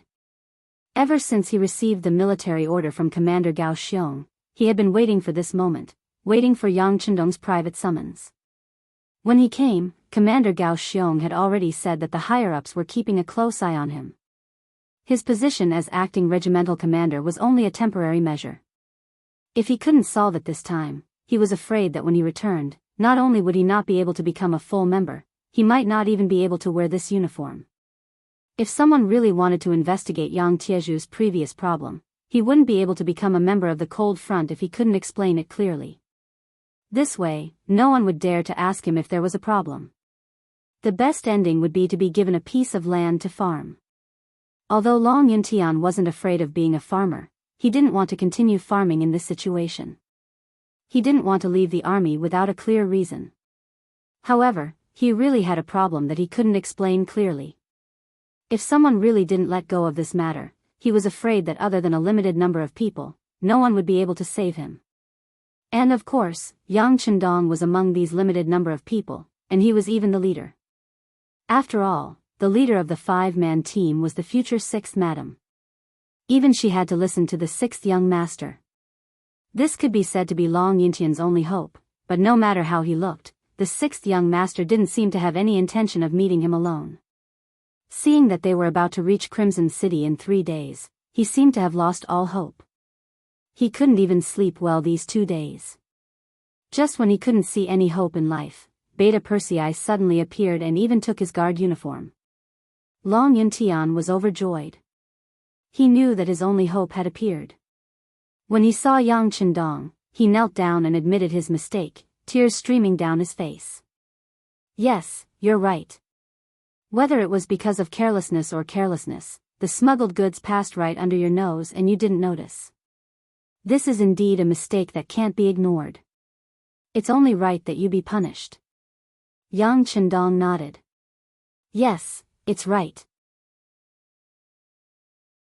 I'll obey the arrangement. Long Yuntian didn't have any intention of quibbling. If you do something wrong, you will be punished. There was nothing to doubt about this. What he suspected was that the punishment was a little too harsh, a little too targeted. This was also what Yang Chendong didn't understand. Logically speaking, Yang Tieju's smuggling wasn't the first time, so it was impossible for him to encounter Long Yuntian's inspection every time. If that was the case, then he would suspect that he was really involved in the smuggling. But if he didn't encounter it every time, then why did he have to target Long Yuntian like this? Could it be that there were other reasons for this? Captain Long, let me ask you, how did the other officers involved in the Navy deal with it? 6th young master, one of the company commanders, was directly expelled from the military and was given a piece of land to farm. There were also a few people who wrote checks and this matter was passed. Long Yuntian didn't dare to hide anything. This was his last chance, so he couldn't hide anything. Oh. The same thing, the same problem, how could the results be so different? What is the reason? Yang Chendong keenly found the problem. This. Long Yuntian didn't answer immediately, but hesitated. What? In front of the 6th young master, you still don't want to tell the truth? Beta Persei on the side saw that Long Yuntian didn't know what was good for him, and he was angry and roared with fire in his eyes. No, I don't dare, I will say it now. It's because the vice captain in charge of the case, Wu Qian, was selfish. Knowing that he couldn't hesitate at this time, Long Yuntian threw caution to the wind and said, Bastard, you can't talk about this kind of thing, do you have evidence? Yang Qindong frowned after listening. When it came to a vice captain, he couldn't help but be cautious. In particular, Wan Xiaoyu mentioned Wu Qian's name more than once in the telegram, saying that this person's workability was very good, impartial, and he was the main force in this inspection operation. This time, when he returned to Qixin City, Yang Qindong originally planned to meet this person. If this person was indeed outstanding, he could be put in an important position. But now, Long Yuntian actually said that Wu Qian was selfish, which made him take it seriously. There is no evidence. Long Yuntian knelt on the ground and shook his head. Everything was told to me by Xia Kuan, the assistant to Vice Captain Wu. At that time, there was a rumor that I might be the commander of the 3rd Division of the 1st Sea Army. This Xia Kuan came to me and said that Su Hao, Vice Captain Wu's brother-in-law, is now a lieutenant colonel in the Navy. He wanted to see if I could consider giving him a real position and let him be the commander of the 1st Regiment of the 3rd Division. If he couldn't, he could choose one of the 3 regiments of the 1st Division to be the commander. I knew that Su Hao had some ability, but he wasn't qualified to be the commander of a regiment, so I refused. Soon after, someone began to investigate me and said that I made a mistake in the inspection work in the coastal defense. Long Yuntian was still speaking slowly, and Yang Qindong could be considered to have a preliminary understanding of the matter. How a high-ranking officer used his authority, especially how to prevent his family from using his authority to do things that went against the law and morals, had once been a headache for Yang Qindong. The law was nothing more than human feelings. The law was the bottom line of morality, and morality was human feelings. The existence of the law was to protect the existence of human feelings. Especially for the Han people, who were originally a race that valued human feelings, it was impossible to completely eliminate such things. Thus, there was the saying of pillow talk, and there was the saying of a 7th-rank official in front of the Prime Minister. It was just that he didn't expect everything to happen so quickly. Qixin City had only developed for a few years, and such a problem had already appeared, and it had become so serious that it directly involved the appointment of a division commander. First, there was the matter of Yang Taizhu using his father's authority, and then there was this unfair treatment and even public threat. Yang Qindong knew that trouble had finally arrived.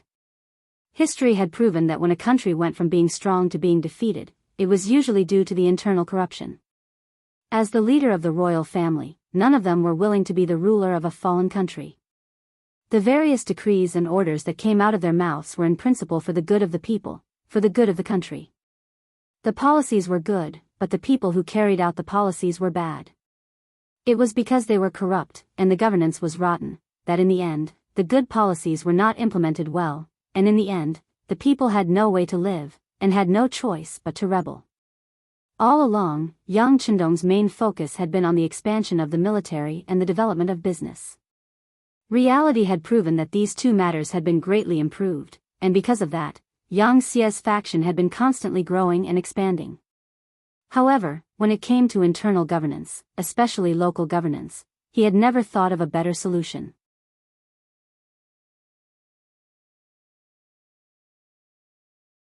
Chapter 901.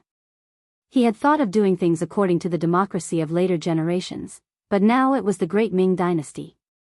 The people who had been ruled by a feudal society for many years would not be able to adapt to democracy. Of course, he could also use his supreme authority to force it. But if that was the case, not to mention the new problems that would arise internally, once democracy was established, would the people agree to his continued expansion of power? The people were peace-loving. As long as their lives were good, they would be satisfied. How could they possibly support the expansion? If that really happened, they would really be shooting themselves in the foot. In order to achieve the unprecedented ideal in his heart, Yang Qindong must centralize power in the central government, or even in himself. For this reason, he would accept the infamy of being a warmonger and a butcher. But in this way, how to manage his own internal affairs and make them invulnerable became the most important thing at the moment. It was even a problem that must be solved. Sixth young master, the company commander who was fired, was also blackmailed. I heard that the company commander has a very beautiful wife who was fancied by Xia Kuan's assistant. Xia Kuan wanted to persuade them to divorce first and then marry her himself, but the company commander refused no matter what, so this happened. Long Yuntian was still talking when Yang Qindong shook his head. Well, the young master already knows what happened. I will send someone to investigate. If it is really as you said, I will definitely clear your name. But before the matter is settled, we can't act rashly and alert the enemy. Do you understand? It was just a one-sided story. Yang Qindong could not completely believe it. He just took it as a reference. But to be able to say this, it meant that he already had doubts about this matter. Long Yuntian, who was kneeling on the ground, was overjoyed. After kowtowing a few more times, he left under Beta Persei's gaze. Young master. There was no one else in the room, so Beta Persei carefully asked for instructions. Yes, we can't doubt Long Yuntian's words, but without investigation, we have no right to speak. How about this, when we reach Crimson City, you go investigate in private and see if what Long Yuntian said is true. Remember, don't make any noise. We can't let a bad person go, but we can't wrong a good person either. Yang Qindong still didn't have the intention to investigate openly. No matter what, Wu Qian was a candidate recommended by Luan Xiaoyu. Based on this, he couldn't make a decision without conclusive evidence. Okay. Beta Persei nodded, indicating that he had noted it down. Other than Beta Persei and a few core guards, no one knew about Long Yuntian's secret meeting with Yang Qindong. Another day passed as if nothing had happened. This morning, Long Yuntian came to report that if everything went smoothly, they would be able to reach Crimson City the next day. Yang Qindong brought the three madams out to enjoy the sea breeze. Coincidentally, just as they appeared, not far away, there were several merchant ships that were obviously larger in size. Suddenly, an unknown ship approached. Out of instinct, Yang Er ordered the guards to prepare for battle. At the same time, he reported to Yang Qindong and asked the young master and the madams to enter the cabin to rest. It's okay. Yang Qindong stood on the deck and shook his head. He had already seen the bright 5-star flag on those ships. Based on this, even if the other party was not on their side, they should be friends. And he had already asked, this was the outer sea area of Crimson City. It was only about 500 nautical miles away from the city. If this place was not safe, then the First Sea Army was really useless. Of course, there was another main reason why Yang Qindong made this judgment. That was, he did not see the panic on the soldiers of the 1st Regiment of the 1st Division. Presumably, they should know about this caravan, or perhaps they should know and be familiar with who they are. The facts confirmed Yang Qindong's thoughts. When the distance between the two sides was less than 10 nautical miles, the other side actually sent a small boat to approach them. It was at this time, with the help of binoculars, Yang Qindong saw that the small group of people were actually blonde Western foreigners. How the hell did they grow up to look like this? Beta Persei looked at the foreigners that appeared through the binoculars and was very curious. While cursing, he called the acting commander, Long Yuntian, and asked, "Who are they? What are they doing? Don't they know who is on the ship? Inform them and tell them not to come close." Yes. Long Yuntian nodded repeatedly, then went to the bow of the ship and personally commanded the flag bearers to signal the other ship not to come close. At the same time, after consulting Yang Qindong, he fired a shot. The shell landed right in front of the small boat, setting off a monstrous wave. After the shot was fired, the other party's small boat stopped.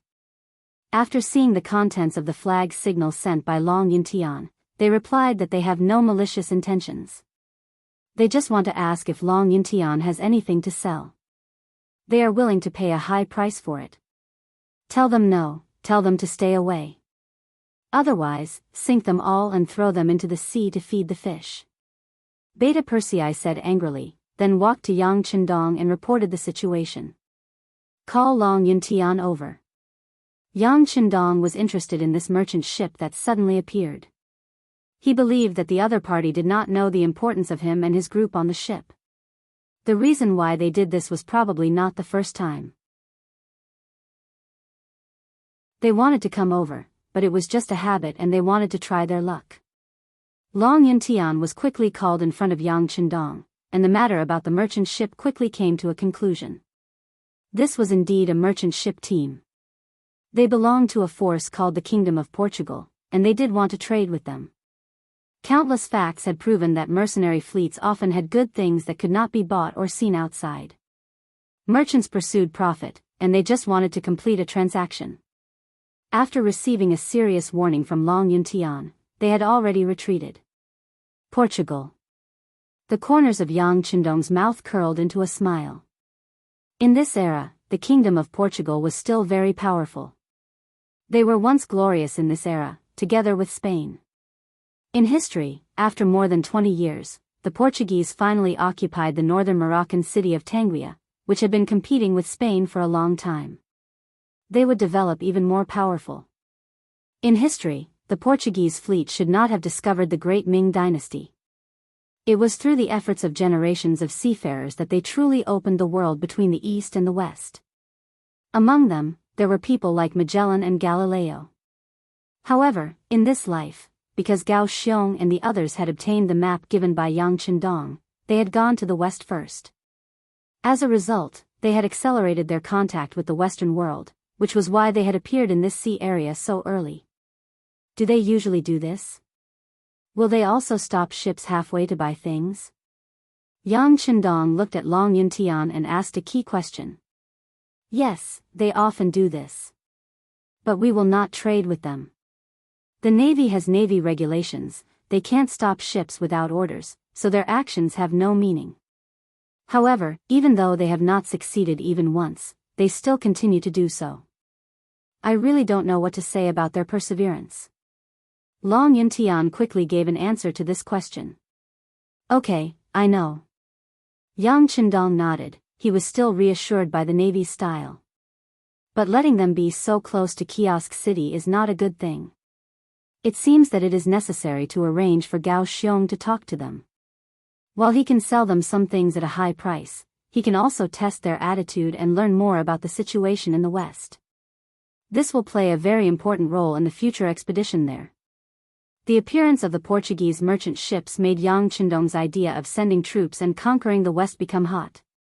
Some of the resources there are still good, and they can be occupied early. This is part of his future grand plan. Under the threat of gunfire, the Portuguese merchant ships gradually moved away. The next morning, the 1st Regiment successfully entered the coastal area of Kiosk City.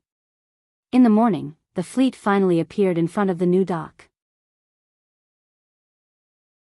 Looking from afar, they could already see the crowd of people welcoming them. Before, they were far away, so they couldn't see anything. But now that they are close, the majestic charm of Kiosk City really appeared in everyone's sight. Seeing this, the 3 ladies couldn't help but exclaim.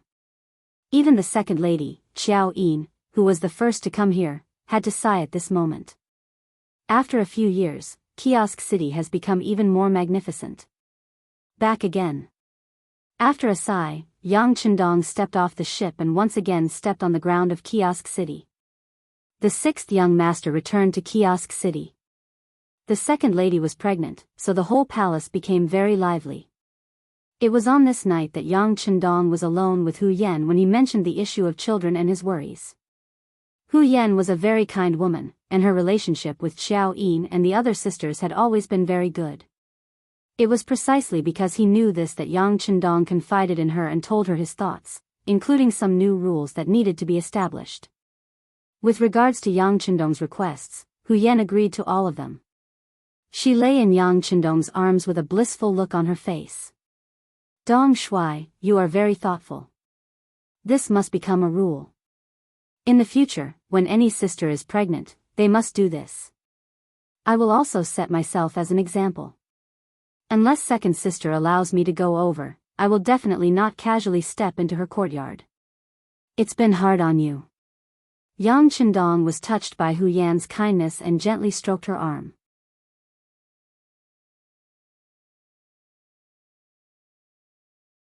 Chapter 902. How could that be? We are husband and wife. Dong Shui, please don't speak to me in this manner in the future. Oh right, you went to see my grandparents and parents. How are they? Are they all right? Not wanting to talk about this matter, Hu Yan asked about the situation in the capital of Baiming. All right, they are fine. Father is now a third-rank official and has real military power in his hands. Even if something happens, there will be more room to maneuver. Furthermore, grandfather is a shrewd old man. It won't be easy for others to take advantage of him. Pei, what shrewd old man? Dong Shui, you used the wrong words. Hu Yan said coquettishly. Yes. Yang Qindong raised his hands in surrender. It was my fault for using the wrong words. I should be punished. Let me take good care of Yen'er tonight. As he said that, he pounced over. Immediately, there was a cry of surprise. Xiqian City's Department of Supervision. A 4-story building made of red bricks and iron tendons. It represented the supervision and encouragement of authority. Vice Minister Wu Qian was working here. On this day, he was walking home after finishing his work. When he passed by a small alley, a bearded man blocked his path. He didn't look very old. His eyes were very spirited and his voice was like a large bell. His voice seemed to be able to shake the heavens. Are you Minister Wu? The man looked at the average, 1.72 meters tall middle-aged man and asked. I am Vice Minister Wu Qian. Who are you? Wu Qian looked at the man with a puzzled expression. He was very sure that this was the first time he had seen this man. But for some reason, he felt as though they had met before. Wu Qian's residence was only 2 streets away from the Department of Supervision. Usually, in order to train his body, he would walk back and forth. He didn't even bring a single guard with him. Reality proved that Xiqian City's security was very good. This was the first time he had encountered someone blocking his path. Even if he was blocked halfway, Wu Qian's eyes didn't show a trace of panic. There could only be 2 possibilities. First, he was a selfless person. He had no ulterior motives and wasn't afraid of any evil spirits. Also, he was very good at acting. But no matter what kind of person this person was, since he had appeared, he would find a way to make him give himself away. Yes, then the person I'm looking for is you. It's like this. I won't beat around the bush. I'm here for Long Yintian. Raise your hand and let him live. As a reward, these will all be yours. As he spoke, the man took out a stack of banknotes. Each banknote had 5,000 taels written on it, and there were 10 banknotes in total. It had to be said that the person who came had shown his sincerity. However, in Wu Qian's eyes, contempt appeared in his eyes. What? You want to bribe me, but do you know that we have a law that states that anyone who embezzles 10,000 taels of silver will be beheaded? That's enough to behead me 5 times. Sigh, only you and I know about this. Besides, I didn't give you 10,000 taels of silver. Each banknote only has 5,000 taels of silver. You can't behead me. The person who came was obviously prepared. As he said this with a smile, he said, I've asked around. Although your salary is high, these 50,000 taels of silver are enough for you to earn for a few years. How about it? Now, as long as you nod your head, these will all be yours. Oh. You're right. Wu Qian's face revealed a trace of emotion. After a slight hesitation, he reached out and took the 10 silver notes in his hand. But I don't know what you mean by being magnanimous. Seeing Wu Qian accept the banknotes just like that, a trace of regret flashed in the person's eyes. But soon, he returned to normal. It doesn't mean anything. As long as you don't hold on to Long Yuntian's matter, we will naturally take care of the rest. Hehe, your request is simple. But what kind of person do you think I, Wu Qian, am? Men, quickly come and catch him. There's a thief here. Just a moment ago, Wu Qian still had a smile on his face, but all of a sudden, he turned hostile and began to shout loudly. This shout frightened the person who came. Everything happened so suddenly that he was caught off guard. As soon as the shout came out, hurried footsteps could be heard from the nearby streets. Needless to say, it must be Ling Feng, who was patrolling the streets, rushing over. That person snorted angrily at Wu Qian. You're ruthless. He turned and ran, causing Wu Qian to pounce forward to catch him. The person escaped, but the banknotes of 50,000 taels of silver were not returned. The person who came had a gloomy face. After entering another street, when he came out, he no longer had the beard under his face. He looked much cooler. Who else could it be other than Beta Persei? Just now, he went to test this Wu Qian. He began to investigate this matter after coming to Crimson City.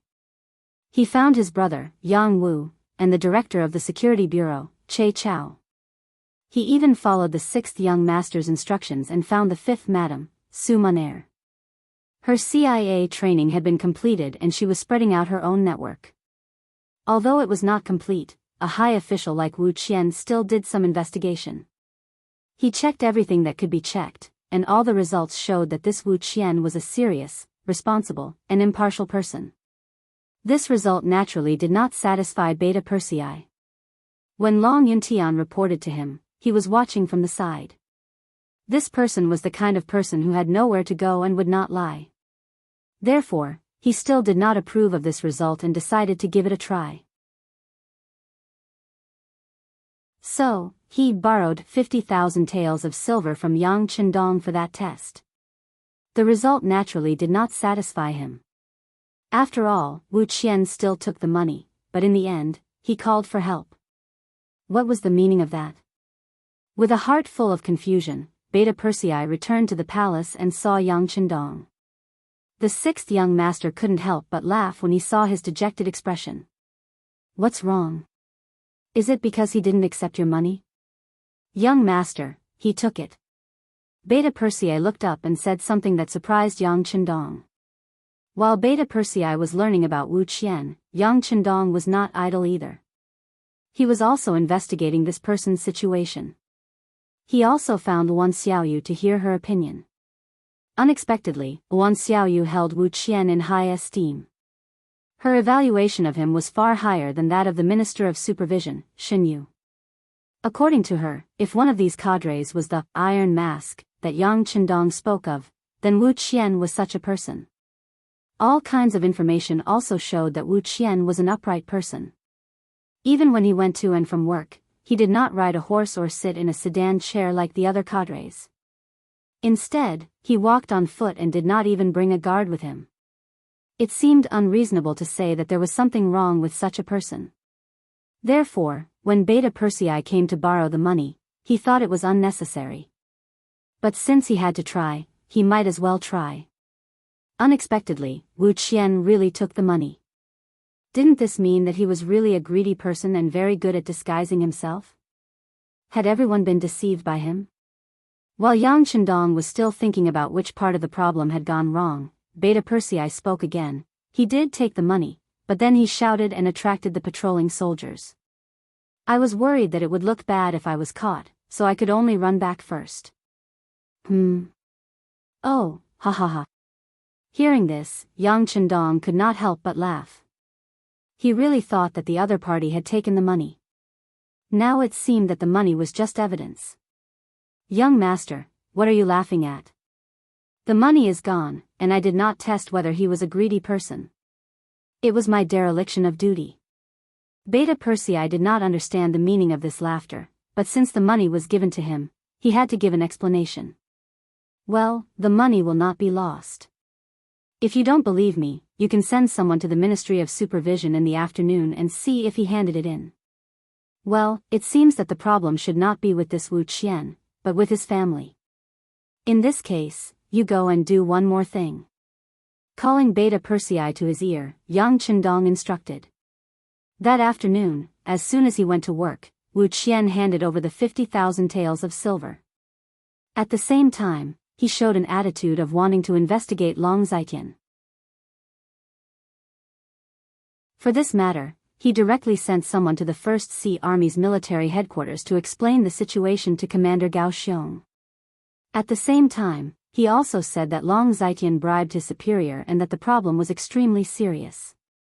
There was also a need to investigate where the 50,000 taels of silver came from. Gao Xiong had already received Long Zitian's report and knew that he had reported the matter to the sixth young master. He thought that the problem was about to be solved. He did not expect to receive another report from Wu Qian. For a moment, he was in a bit of a dilemma. Since the matter had been reported to the sixth young master, he could not casually hand over the person, so he went to the palace and wanted to make a face-to-face report to Yang Chendong about this matter. But before he could see the person, Beta Persei directly blocked his way. The young master said that the matter will be clear tomorrow. Commander Gao, please delay it for one more afternoon. Since Beta Persei said so, Gao Xiong used the excuse that Long Zitian was on an urgent mission and was not at home. When the matter was passed back to Wu Qian, his assistant Xia Kun immediately said, Minister, I have already asked. Long Zitian is in the Navy's military headquarters and did not go anywhere. Is there such a thing? Wu Qian was obviously angry, then he slammed the table. I will find the sixth young master and tell him personally. Minister, it's late today. Tomorrow, if Gao Xiong still does not release the person, then report it tomorrow and let him suffer a little. Xia Kun stopped him. Now that it was almost time to get off work, it was not wise to disturb the sixth young master. Well, then wait until tomorrow. If you don't hand over the person, I will go to the palace and see the sixth young master. Wu Qian said angrily.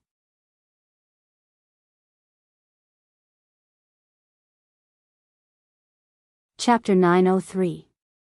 That afternoon, Wu Qian got off work on time. His assistant, Xia Kun, saw that there was nothing for him to worry about. He hummed a tune as he walked out of the monitoring building and went straight to a nearby brothel. There was a very good-looking girl who had just arrived. Xia Kun had spent a lot of money to bribe her. He might be able to be the groom tonight. With a face full of pride, Xia Kun saw that the brothel was just around the corner. With a smile on his face, Xia Kun felt his vision turn black, followed by a pain in his neck, and he lost consciousness. When Xia Kun woke up, he was already in a tightly sealed room. The walls were hung with various torture tools. The raging fire was right beside him, and the feeling of being roasted made his body tense up involuntarily. You're Xia Kun, right? A shout suddenly sounded in his ear, and a big man with a scar on his face appeared in front of him. He held a whip in his hand and looked at Xia Kun with an inquisitive look, as if to see how much punishment he could endure. Ah! Who are you? Who are you? Do you know who I am? Seeing this situation, Xia Kun knew that he might have been kidnapped. If it was really the mercenaries who wanted to arrest him, according to the procedure, they would first show their documents. Even as the assistant of Vice Minister Wu Qian, he needed to greet the Vice Minister's office. However, they did not do so, which was enough to explain the problem. He became extremely nervous. He did not know why these people were looking for him. If they paid for his life, what should he do? Working in the Ministry of Supervision building, Xia Kun was very clear about the mercenaries' policy towards bandits. They had always killed one as an example to others. In order to destroy evidence and not be discovered, they would often end up killing the hostage. At the thought that he might die, Xia Kun immediately closed his eyes and shouted loudly, I don't know you, and I didn't see what you looked like. As long as you don't kill me, everything will be fine. Xia Kun suddenly closed his eyes, which made the people around him stunned, especially Beta Persei, who was hiding in the dark, who smiled uninterestedly. This Xia Kun was very perceptive. If that was the case, the next thing would be easy to handle. Things would be a lot easier. After knowing that they weren't here to kill him, and that Xia Kun was only here to beg for his life, he was very cooperative. He gave him whatever he wanted, and answered whatever he was asked. The final results shocked Beta Persei. When he saw the confession and where the silver was stored, he waved his hand at Ba Daojiang, who had a scar on his face. "Second brother, what should we do next?" Ba Daojiang walked towards Beta Persei, who was hiding in the shadows, and chuckled. It was quite fun to be able to take on such a task. The only thing that made him unhappy was that Xia Kun was too cooperative. He hadn't even shown any of his skills yet, and Xia Kun had already flirted with him. "I'll go get the money and report to the young master." Beta Persei patted Ba Daojiang on the shoulder, then took out an ingot of silver from his bosom and went out for supper with his brothers. "How should we deal with this person? Should we?" Ba Daojiang took the ingot and made a throat-slitting gesture. "We can't kill him. The young master has instructed that this person should be left for Wu Qian to deal with. We'll just watch the show." Beta Persei chuckled. Wouldn't it be too easy to kill Xia Kun now? It would be better to leave him behind to verify his sincerity. Understood. Ba Daojiang chuckled and watched Beta Persei leave. According to Xia Kun's instructions, Beta Persei and his men quickly retrieved the silver. There were a total of 3 big chests containing 15,000 taels of silver. They were carried into the palace and sent to Yang Chendong. "Why is it silver?" Yang Chendong didn't seem surprised by this result, but he was curious that the silver wasn't exchanged for banknotes. After all, these 3 big chests weren't very good for hiding. This is all Xia Kun's idea. He was worried that one day something would happen. Even if he had banknotes in his hands, he wouldn't dare to exchange them for silver. He said it was more convenient this way. Moreover, when he wanted to, he could go take a look and touch it. It would give him a great sense of satisfaction. "Young master, what do you think this is?" Beta Persei chuckled. "Psychopath." Yang Chendong shook his head and said after giving an attribution, "How is it? Did he confess?" "Yes, he confessed everything. He used Vice Minister Wu's name to ask for bribes from many military and political cadres. With the previous company commander and Long Yuntian as examples, many people chose to swallow their anger. In just over half a year, he got so much silver. He also said that he and Vice Minister Wu's concubine would split the silver 50-50. Political Commissar Su Hao took the opportunity to take the high position of regiment commander. It could be said that they each took what they needed. By the way, Wu Qian was just like his name. He really didn't have any money. He also didn't participate in this matter. Xia Kun also confirmed this matter. Beta Persei had just handed the information he received and the confession to Yang Chendong, but he saw that the 6th young master had already stood up angrily and slammed the table. What a clear division of the loot.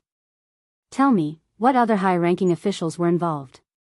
Disregarding everything else, just the fact that Su Hao was able to become a regimental officer and was in the most elite unit of the Cold Front, it was impossible that no one else had participated in this. As for Wu Qian, he could only prove that he had good integrity and that Wan Xiaoyu didn't misjudge him. However, whether he could be put in an important position or not depended on how he dealt with this matter next. Young master, please calm down. There were other people involved, but they were all the assistants of those high-ranking officials. Many things were done by them. They are the most trusted people of those high-ranking officials. Some things were done by them. Beta Persei said in a low voice while carefully observing Yang Chendong's expression. In a sense, he was also one of Yang Chendong's people. This was equivalent to implicating him. If you don't clean the house, how can you clean the world? They can't even manage the people around them well. They are also responsible. It seems that this self-examination is not thorough enough. Yang Chendong said with emotion. 1,000-mile dike would collapse because of an ant's nest. Whenever something big happened, it would be because of a small matter that wasn't done well. In the end, it would add up to become a big matter. Yang Chendong thought to himself. It seemed that the self-examination wasn't enough. The departments that were supervised were also not complete. This time, he could take advantage of the fact that he was in Crimson City to do a good job. At the same time, he could also set up a plan for it. Yang Qindong slept late that day. On the morning of the second day, when the various departments had just started work, 3 large boxes suddenly appeared at the entrance of the Ministry of Supervision, as well as a large envelope addressed to Vice Minister Wu Qian. No one could explain how this thing came to be, but it appeared in front of everyone in such a grand manner. This matter naturally caused a commotion. When Vice Minister Wu Qian saw this at the entrance of his unit, he immediately ordered his men to open the 3 boxes. Then, a dazzling amount of silver appeared in front of everyone. Wow! There's so much silver. Yeah, I'm afraid there's more than 10,000 silver. What's the meaning of this? Why did they leave so much silver in front of our Ministry of Supervision in the morning? That's right. Could it be that some official is here to surrender? But this is already more than 10,000 silver. I'm afraid that even if he surrenders, the punishment won't be too light. The sounds of discussion came one after another. Although Yang Qindong had set a rule that embezzling 10,000 silver would result in the death penalty, there were exceptions. For example, if there were meritorious deeds or surrenders, it would depend on the person. Everyone was wondering if this was the act of a corrupt official to save his life. Wu Qian was also dazzled by the white silvers.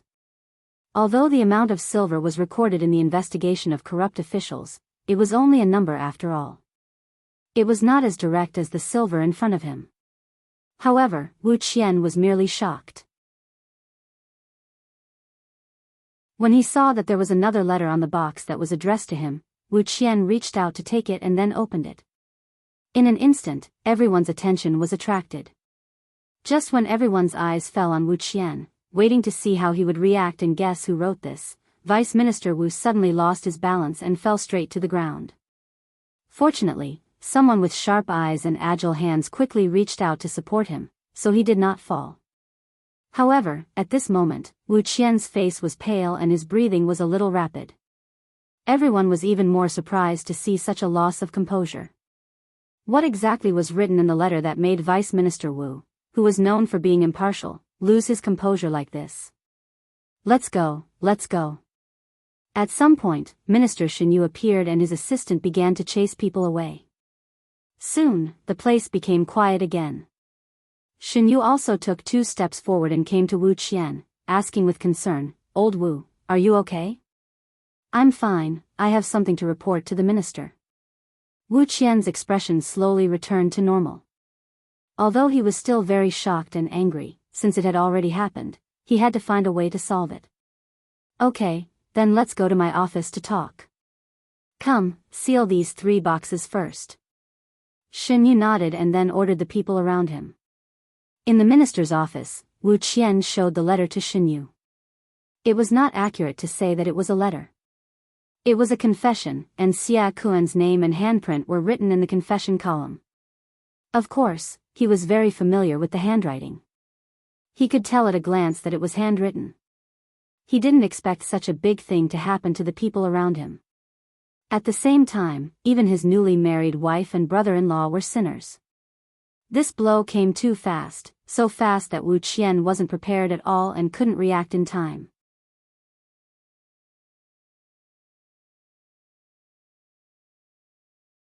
Chapter 904. In comparison, Minister Xianxia was much calmer. After he read the letter, he sighed. He did not expect that his impartial and hard-working deputy would be involved in such a situation. If it were anyone else, they would be in pain and in a dilemma. "Minister, I would like to withdraw." Wu Qian announced his decision.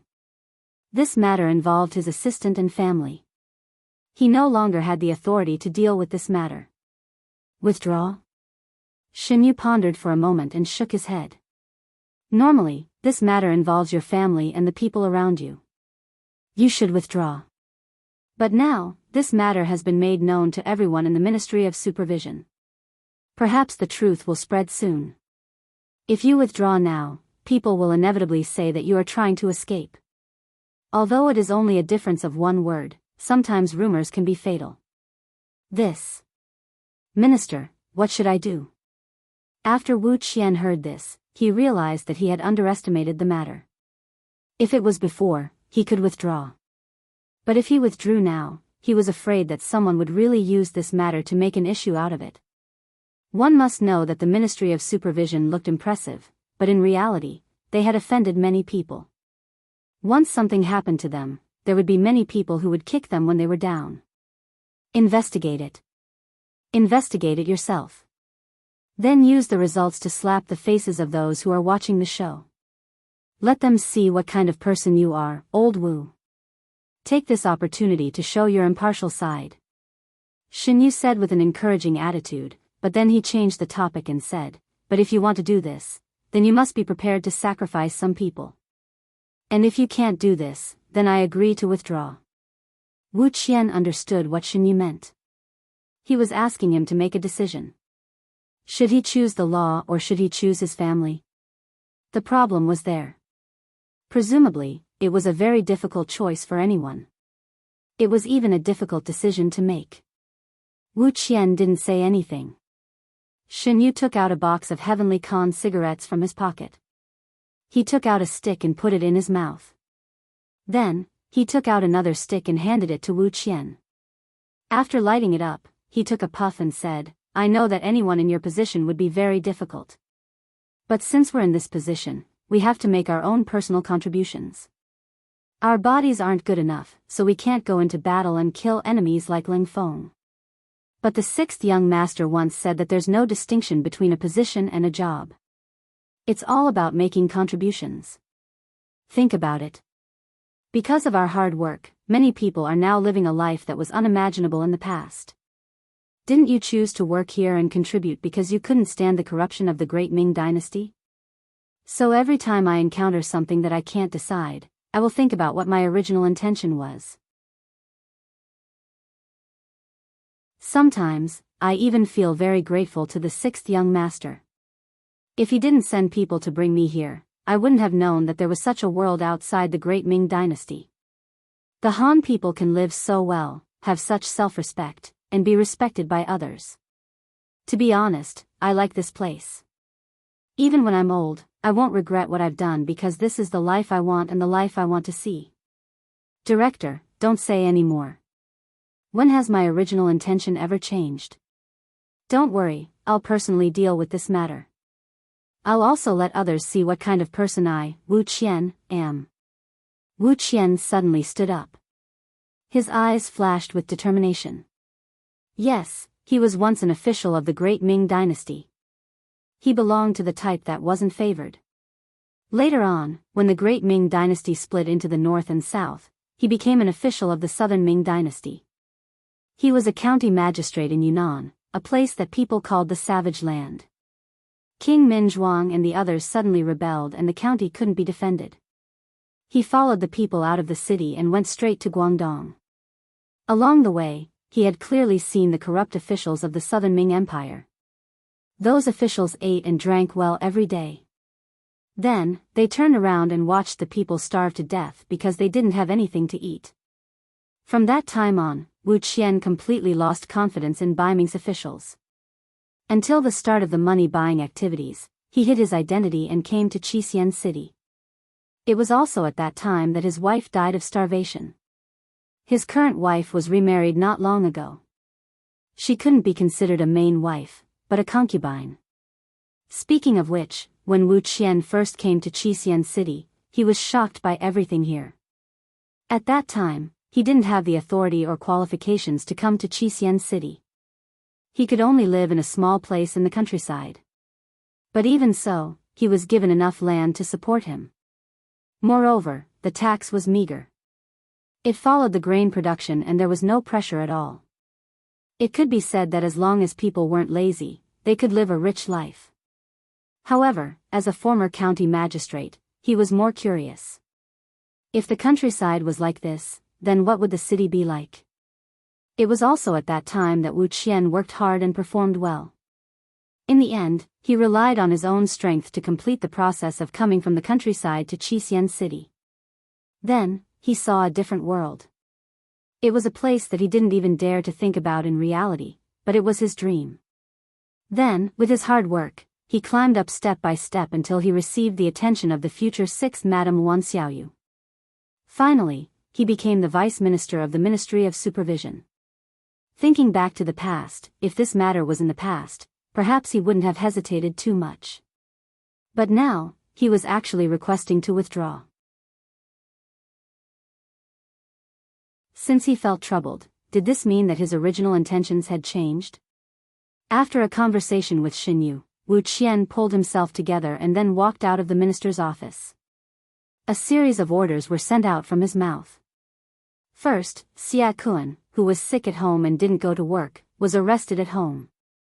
He thought that this time, he could spend money to avoid the disaster. However, when the door was broken open and a squad of law enforcement officers from the Ministry of Supervision appeared in front of him, he felt his vision go dark. He knew that this time, it was over. Then, Political Commissar Su Hao was arrested in the military camp. Originally, he wanted to use his identity as a political commissar to resist. However, when he saw that the person accompanying him was actually Commander Gao Xiong, he knew that resisting was courting death. Finally, Wu Chenshi was arrested. Compared to the two men, she wasn't that panicked. Perhaps she knew that this day would come, or perhaps she thought that she would be fine because she was Wu Qian's concubine. The three main personnel were arrested swiftly and decisively. Then, some staff members from the Ministry of Supervision and other departments were arrested.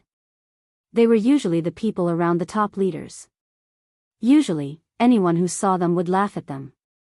However, this time, they were all blocked in the office by the law enforcement officers of the Ministry of Supervision. Every time a leader wanted to stand up and speak, the law enforcement officers would say that they had something to discuss with Wu Qian. With just this one sentence, all the leaders shut their mouths and did not say anything. The Ministry of Supervision was an existence that everyone wanted to avoid. Who would take the initiative to approach them? Beta Persei arranged for people to keep an eye on Xia Kuan and the other wanted criminals in the morning. He was afraid that these people would escape. When he saw the law enforcement officers of the Ministry of Supervision appear, and they were ordered to come by Vice Minister Wu Qian, he knew that his task was completed. The next step was to see how the verdict would be. In the palace, Yang Chendong was accompanying the first Madame Hu Yan and the pregnant second Madame to chat and bask in the sun. Yang Wu suddenly appeared with a document in his hand and an anxious look on his face. "Old Wu, what happened?" Yang Heir saw Yang Wu's anxious expression and walked over curiously. "Old Wu, what happened?" "The verdict is out. A total of 8 people are sentenced to death and 32 people are going to different degrees of reform through labor," Yang Wu said in an excited voice. "So fast." Beta Persei was also surprised after hearing it. It had only been 2 days since yesterday. Although he thought that Wu Qian might continue to be impartial, he did not expect it to be so fast, and the sentence was quite heavy. He reached out and grabbed the document. When he saw the names of Xia Kuan, Su Hao, and Madame Wu Su among the 8 people who were sentenced to death, he had to say with admiration, "Beta Persei, am rarely impressed by anyone other than the young master. Now I'm impressed by Wu Qian." After a sigh, Beta Persei sent the document to Yang Chendong. He just glanced at it briefly and nodded, "I already know about the matter and I agree with this decision." In addition, all the leaders who were implicated will have to write a letter of self-criticism. They will also have to publicly review it in their respective units. If anyone disagrees or is in conflict, then report their name. I will personally send them to the countryside and personally choose a piece of land for them to live on for the rest of their lives. As for Wu Qian, the people around him are rotten. He should also reflect on it and let him stay at home to reflect on his mistakes. Yang Chendong's order was quickly issued in the form of a document. Although Yang Chendong had returned to Qiqian City, he rarely expressed his opinions on some of the work below. Even if a department was not doing well, he would usually talk to its main leader in private. The number of times he gave orders in the form of a document like this was really rare. It was precisely because it was rare that it attracted attention and attention. Originally, when some of the people around the leaders were in trouble, they did not care and thought that they could just find another one. They did not even think about what they had done wrong. Not to mention to do any inspection. But as soon as the document was issued, they knew that they had angered the sixth young master this time. At the moment, none of them dared to take a deep breath and immediately wrote a reflection in person with a proper attitude.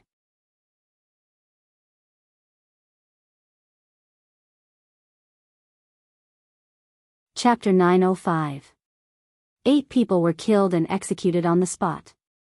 The execution was carried out on the same night. From being caught to being sentenced, it did not even take 48 hours for them to lose their lives. As for the 32 people who were put through labor, they were also sent out of the city the next afternoon. It could be seen that if they did not work hard and get rid of their problems, they would have to work for the rest of their lives. The matter was resolved so quickly, which was out of many people's expectations. In Crimson Nest City, in a courtyard that was only the size of a courtyard, a valiant and handsome man was looking up at the sky. Looking at the bright moon in the sky, he could not help but say, "What a good method, how admirable." "What are you saying now?" Just as the man was looking at the moon, a woman's voice sounded beside him. It was gentle and pleasing to the ear. It's nothing, I'm just admiring the sixth young master's boldness and methods. It should have been like this long ago. Some of the workers around the leaders are even more arrogant than the leaders. If we don't get rid of this trend, something will happen sooner or later." The man turned and smiled. When he looked at the woman in the courtyard, his face was as warm as spring. "That's right, my sixth brother is amazing. To be honest, when I was young, I did not know that he had such ability. Everything that has happened now makes me feel like I'm in a dream," the woman said with a smile as she got up and poured some warm tea for the man. There was only one person in the entire Crimson City who had the right to call Yang Qindong's sixth brother, and that was the Yang family's seventh sister, Yang Duo. In actuality, she was the one who had said those words. She had first left the capital of Baiming with Yang Qindong and had just gotten used to the climate and environment of the origin city. Then, because Qiao Yin was pregnant, she had taken a boat to Crimson City. Only after coming here did Yang Duo know what a great undertaking was. After coming here, Yang Duo often walked around with the madams and quickly understood the situation in Crimson City. In particular, she knew that in this city, although marriage required the blessings of the parents, it also depended on one's own will. This was what people called free love. Furthermore, the madams had all said that half of the women who came to Qian City had taken the initiative to divorce and pursue their own happiness. Although it was only 5%, in a place like Crimson City that was already filled with people, this was not a small proportion. This also made her think. She never thought that she would really meet such a man on the street. Speaking of which, it was quite a coincidence. She originally thought that the security of Crimson City would be very good, so when she came out, she refused to bring any guards and only brought a maid to accompany her. However, because she accidentally exposed her wealth, she was still targeted. Just as the thief was about to steal, he was discovered by a man who suddenly appeared and caught red-handed. Yang Duo was also sent to the nearby public security office as a witness. Only then did she know that the man's name was Long Tainan. What Yang Duo didn't expect was that this man who didn't even look 30 years old was already the second in command of Crimson City's public security department. Although he was ranked last, he was still considered a high-ranking official. This kind of age and this kind of official position, in the Great Ming Dynasty, was absolutely impossible to appear. Which important minister did not go through more than 10 or even decades of ups and downs in the officialdom? While Yang Duo was shocked, Long Tainan was even more shocked. He originally thought that this beautiful and intellectual woman would be a little panicked after knowing his identity. But who would have thought that she was so calm as if she didn't hear anything? It had to be said that Long Tainan could be considered to have seen countless people. Just when he was in the public security department, he didn't know how many people he had interacted with. Often, he could see a lot of things from the changes in other people's expressions. But when facing Yang Duo, he found that his tricks seemed to be useless. The two of them were curious about each other at the same time. This was not a good thing for men and women. Just like this, the more they wanted to understand each other, the more they knew. Slowly, they finally understood each other's situation, but at the same time, they found that they had already fallen in love with each other. In this matter, young duo more or less felt inferior. After all, she was a divorced woman. Although it was a peaceful divorce, it definitely wouldn't be good if it was spread out. If Long Tainan was also divorced, it would be better, but this man was too perfect. He was almost 30 years old, but he had never been married. In his own words, he was poor in the past and couldn't get a wife. Later, Qiqian was owned by Yang Xie. As a native, he finally had a place to show his ability. He worked hard step by step to get to where he was today. After a lot of effort, he naturally didn't have time to pay too much attention to emotional issues, so he never got married. Yang Duo was not a little girl who would easily believe the words of others. For this matter, she also found the fifth madam and conducted a deep investigation on Long Tainan through the CIA. But the final result was that this person was very innocent. He had never left Ryukyu Island since he was a child. Such a person would definitely not have any problems. After knowing that Long Tainan really didn't intend to get close to her, Yang Duo was relieved. This was mainly because she had been hurt in emotional issues and was really scared. But after a few years, after giving her feelings wholeheartedly again, it was out of control and she couldn't extricate herself. Now the two had reached the point where they were separated by a layer of gauze. If it weren't for Yang Duo's noble status, Long Tainan was afraid that he wouldn't be able to control himself. He didn't reject the fact that Yang Duo had been married once, and it had nothing to do with her being the seventh sister of the sixth young master. In his own words, some feelings were there. He really liked Yang Duo. But even if the two sides already liked each other, they still didn't intend to make this relationship public. In Yang Duo's words, she didn't know what her sixth brother would think of this matter, especially now that there were rumors that the Ministry of Public Security was going to be restructured. The former part-time minister, Yang Wu, would also have to step down and give up this position. When the time came, the competitors would be selected from the 5 vice ministers. Even Long Tainan didn't dare to make his feelings public at this time. Those who didn't know would think that he wanted to use marriage as a way to make his career smoother. If that was the case, Long Tainan wasn't willing to bear the reputation of relying on a woman to get to the top. The two's thoughts were very simple. Once the new minister's matter was settled, they would make this matter public.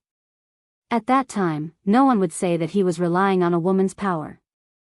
As the last of the 5 vice ministers, Long Tianan's qualifications were the lowest. He had also been the vice minister for the shortest time, so he had never thought much about this position. The so-called no desire was probably referring to people like him. Although he didn't have any further thoughts, it didn't mean that Long Tainan wouldn't comment on what happened in the Ministry of Supervision. One of the 32 people who were put through labor was the assistant of the vice minister of the Ministry of Public Security. Because of this matter, everyone knew that the vice minister wouldn't have the chance to be promoted this time, just like Long Tainan. After all, if you can't even manage the people around you, how can you manage a large department? A man and a woman talked about the past and the present under the moon. It was late into the night when Yang Duo had to get up and return to the palace. After all, they weren't married yet. It wasn't good for a woman's reputation to spend the night outside. Although no one dared to control Yang Chendong's sister, she still had to be self-disciplined. Let me send you off. It's not safe on the road. Seeing that Yang Duo was about to leave, Long Tainan said reluctantly.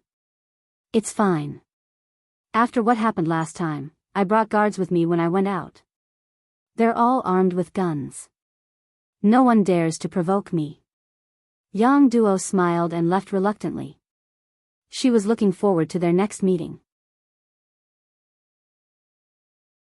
In the palace, Yang Chendong was accompanying the 5th madam, Su Man.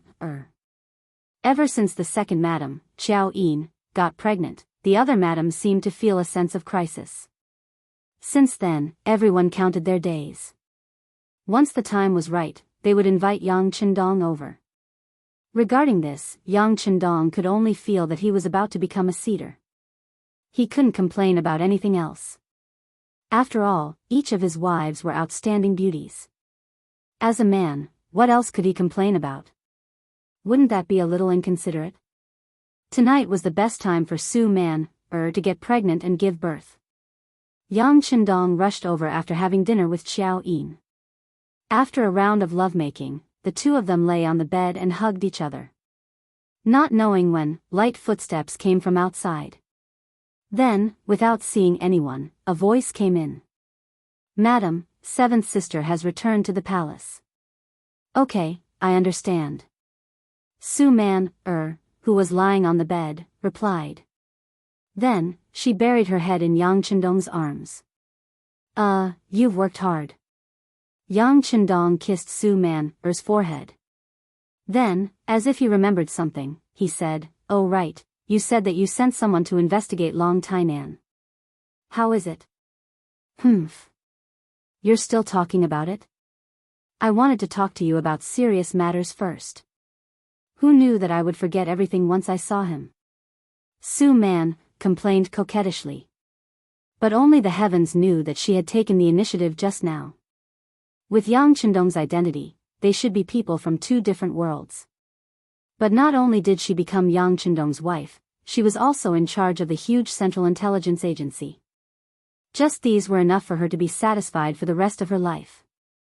As for children, Su Man wanted one. But it wasn't to inherit the throne. She just wanted to leave behind a crystallization of their love, a witness, and a continuation of their lives. That was all. Yang Qindong felt Su Man's thoughts. That was why he treated her so well. He tightened his arms and hugged her even tighter. He asked, "Tell me, what kind of person is this Long Tainan? You also know that my seventh sister was hurt emotionally once. I definitely won't let the same thing happen a second time."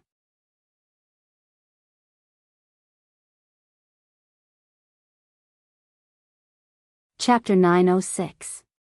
Ever since Yang Duo came to Crimson City, the attention she received in the harem was no less than Yang Qindong's. After all, she was a member of the Yang family and the first person from the sixth young master's family to come to Crimson City.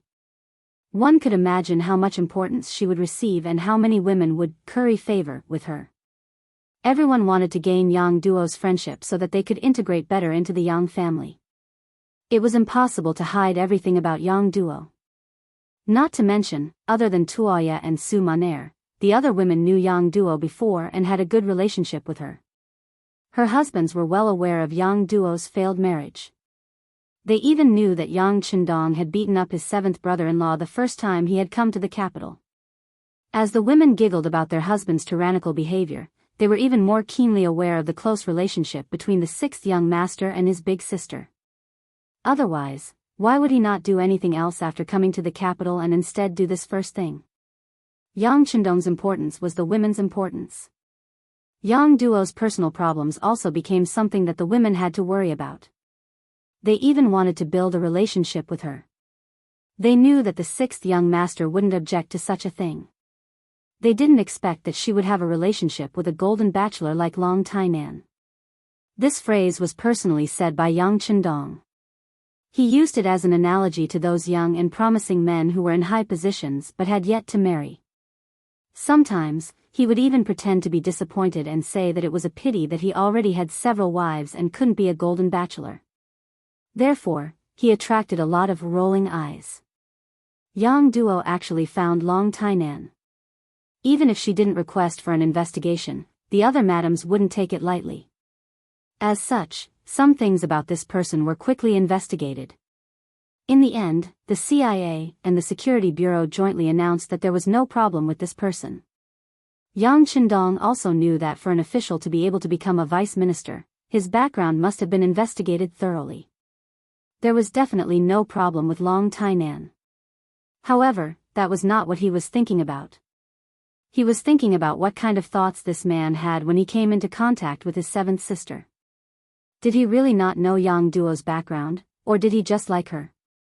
Furthermore, he clearly knew that she was his seventh elder sister and took the initiative to befriend her. These were two completely different natures, which would ultimately lead to vastly different results. As Yang Qindong's wife, Su Monair naturally knew what he meant.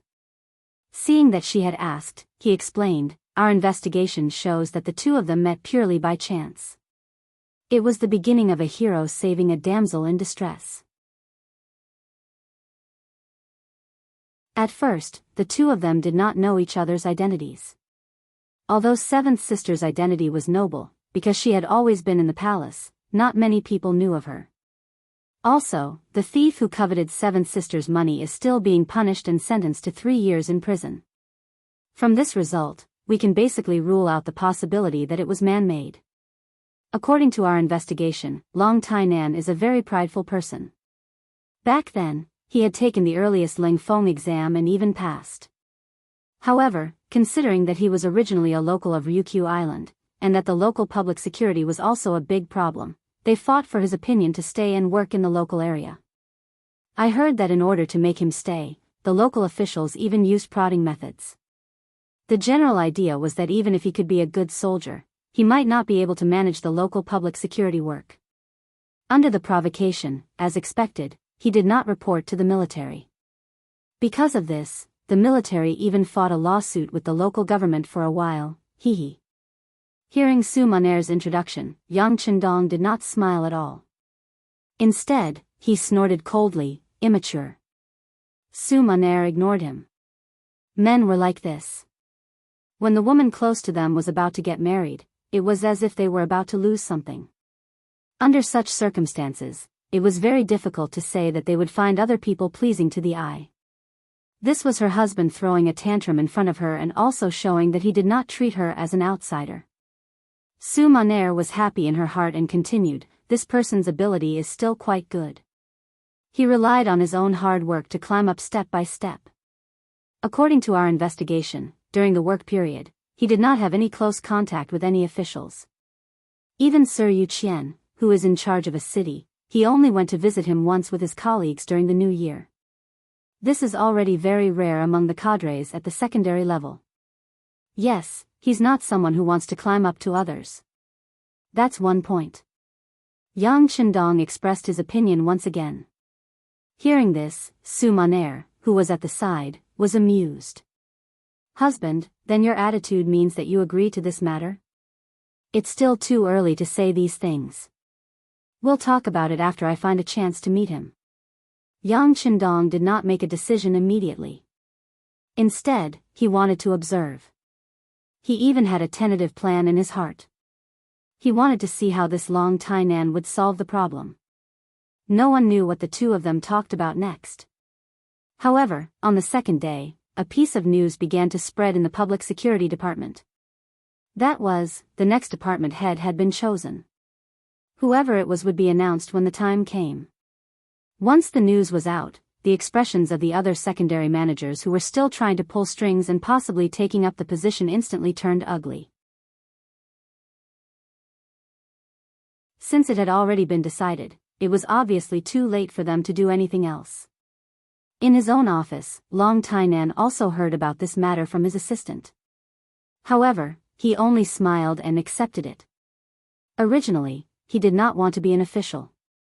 As long as he could work hard, it was the same no matter who became the department head. Originally, he thought that the matter had been settled and everyone could put their minds on work. However, he did not expect that another piece of news would spread. It was said that considering that there were already 5 secondary managers in the public security department, there were already too many of them. One of them had to be eliminated, and this person was very likely to be Long Tainan, who was at the bottom of the list. Once the news came out, the assistant hurriedly reported it and then asked the leader to find someone to inquire about it. Long Tainan was not in a hurry. He thought that such a thing was impossible. It was true that he was at the bottom of the list, but he was also the youngest. He was also very capable.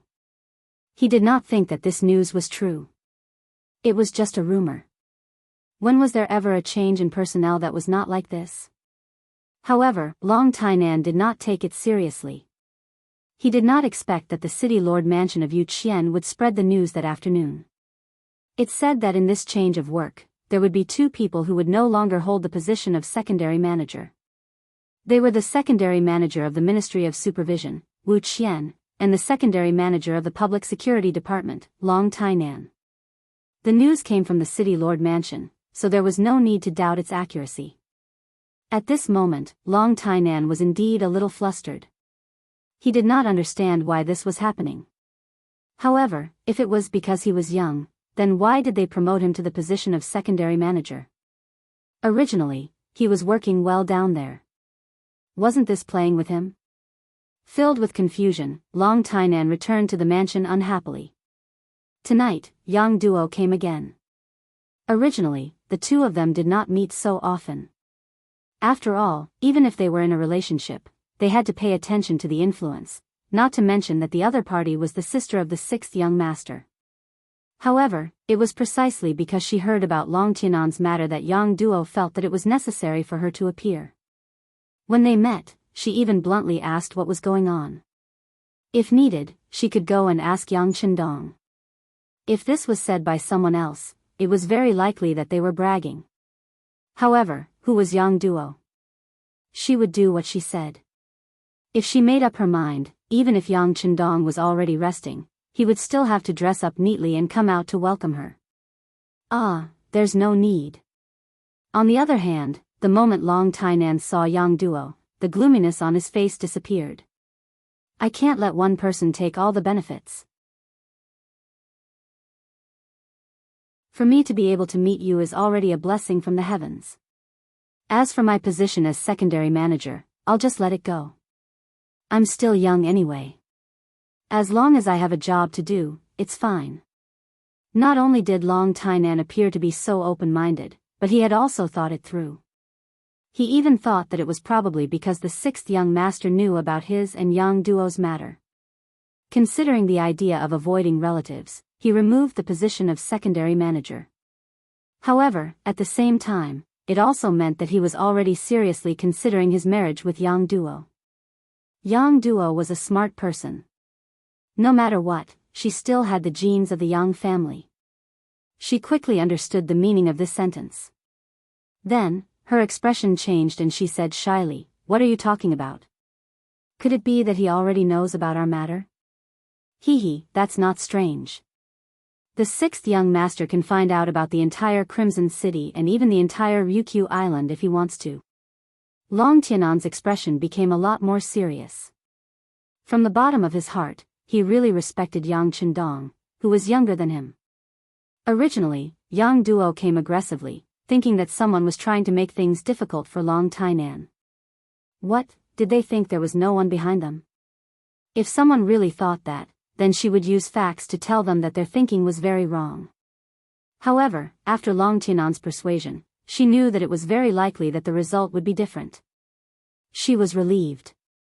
After a while, she forgot about the purpose of coming here and changed it to the two of them talking about their hearts under the moonlight. One night passed. The next day, the city lord's mansion issued a decision in the form of a document. The two secondary managers, Wu Qian and Long Tainan, were removed from their positions. As for the new job, there was no mention of it. They were only told to have a good rest first.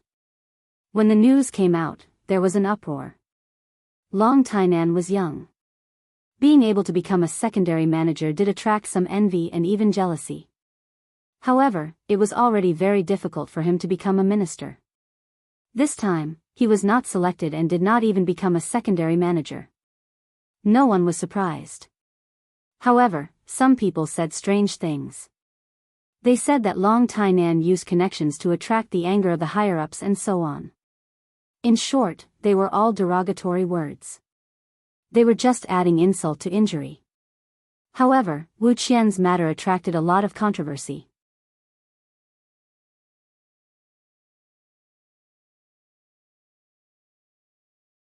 Chapter 907. Previously, Wu Qian's assistant and family members had indeed made mistakes, but Vice Minister Wu himself had not done anything wrong. Not only that, his performance in this matter was not bad. He acted swiftly and decisively, and once again displayed his impartial side. At that time, it really caused many people to praise him. But now, it seemed that a problem was a problem. Even if you made up for it well afterwards, you still could not erase the fact that you had made a mistake. Wu Qian's residence, which had very few friends because he was too principled, became even more deserted at this moment. There was almost no one who came to visit him. This matter also caused many officials with integrity to be disappointed. If even Wu Qian had such an outcome, then would they still dare to follow in his footsteps in the future? Were they not afraid of becoming the second Wu Qian? The entire Crimson City's official system was turbulent because of this, and the atmosphere was even somewhat oppressive. Some righteous people could not help but feel sad. Some people who were seeking personal gain were also intimidated by the 8 death sentences and the sentence of the 32 labor camp members. They became cautious and did not dare to act rashly. It gave people the feeling that they could not do anything even if they had done something. Then what should they do? As one of the people involved in this matter, Wu Qian was leisurely staying at home. This was not just a saying, it was really leisurely. As the saying goes, without an official position, one's body would be light. The days in the Ministry of Supervision were very busy. Now that he had time to rest, he could sleep early and wake up late. He also seemed to be fatter than before. After being removed from his position, the house was not taken back. Wu Qian also peacefully stayed at home. When he had nothing to do, he would practice martial arts in the courtyard to train his body. When he was hungry, he would cook for himself. It was quite carefree. But this carefree life was quickly disrupted. On the 10th day of Wu Qian's idle prose, the gatekeeper suddenly appeared with a panicked expression. Wu Qian's face flashed with dissatisfaction towards this old man who had followed him for a few years and yet was still so unsettled in the face of trouble. A person without determination was destined to not be able to achieve great things. However, Wu Qian did not have the habit of scolding his subordinates. This dissatisfaction quickly disappeared and he asked, "What happened? Did someone come to take back the house?" Since he was removed from his position, in Wu Qian's opinion, it was only a matter of time before the house was taken back. Although he loved his current job, who asked him to be the one who did not know how to judge people? Based on the mistakes made by the people around him, it was reasonable for him to be implicated and even be removed from his position. At worst, he could just go home and farm. Wasn't that what most people did?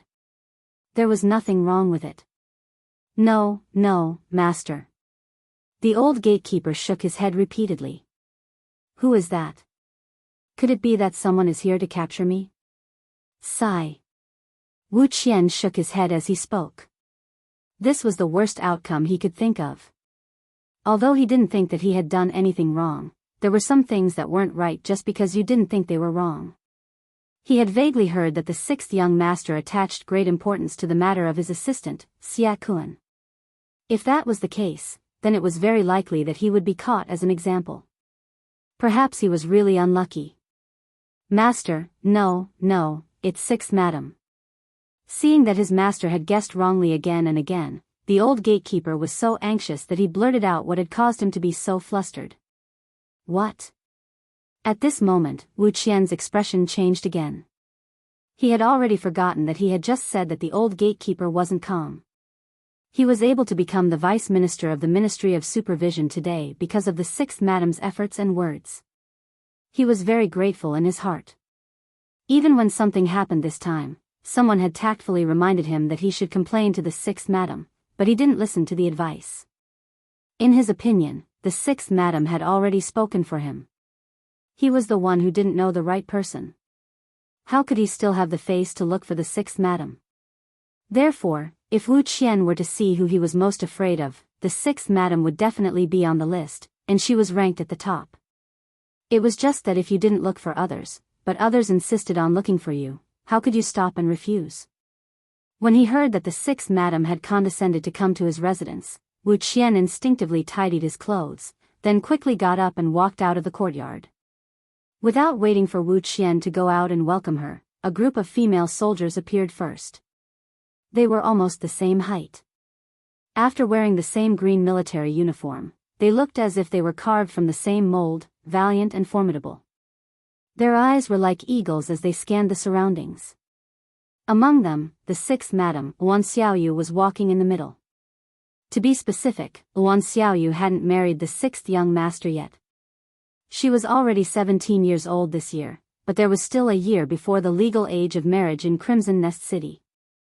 Since the law was set by the sixth young master himself, he naturally had to abide by it. Although the wedding banquet hadn't been held, everyone had already started to call her the sixth madam. Luan Xiaoyu didn't reject this, perhaps she really liked this form of address. When Luan Xiaoyu appeared, Wu Qian immediately knelt on the ground and said, "Sinner Wu Qian greets the sixth madam. Get up." Luan Xiaoyu looked at Wu Qian and found that he didn't look dispirited because he was idle at home.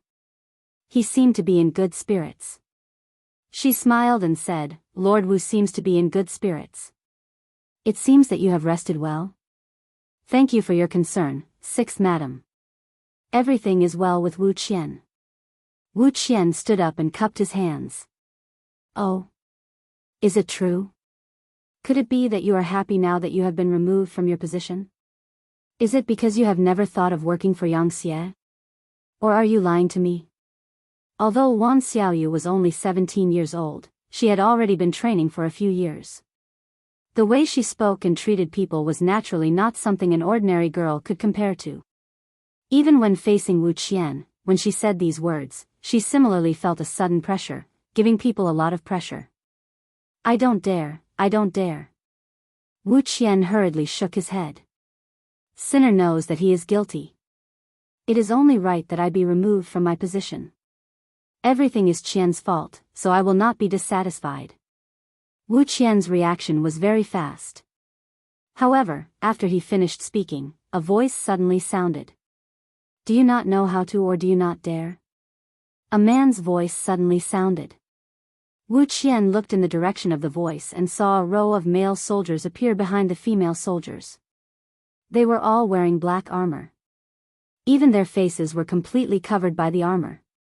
Only pairs of spirited eyes and nostrils that were used for breathing could be seen. It was unavoidably intimidating. When this formation appeared, Wu Qian's eyes flashed with shock. He immediately knelt down again and said with a panicked expression, "Sinner greets the sixth young master." Oh. Your reaction is not bad.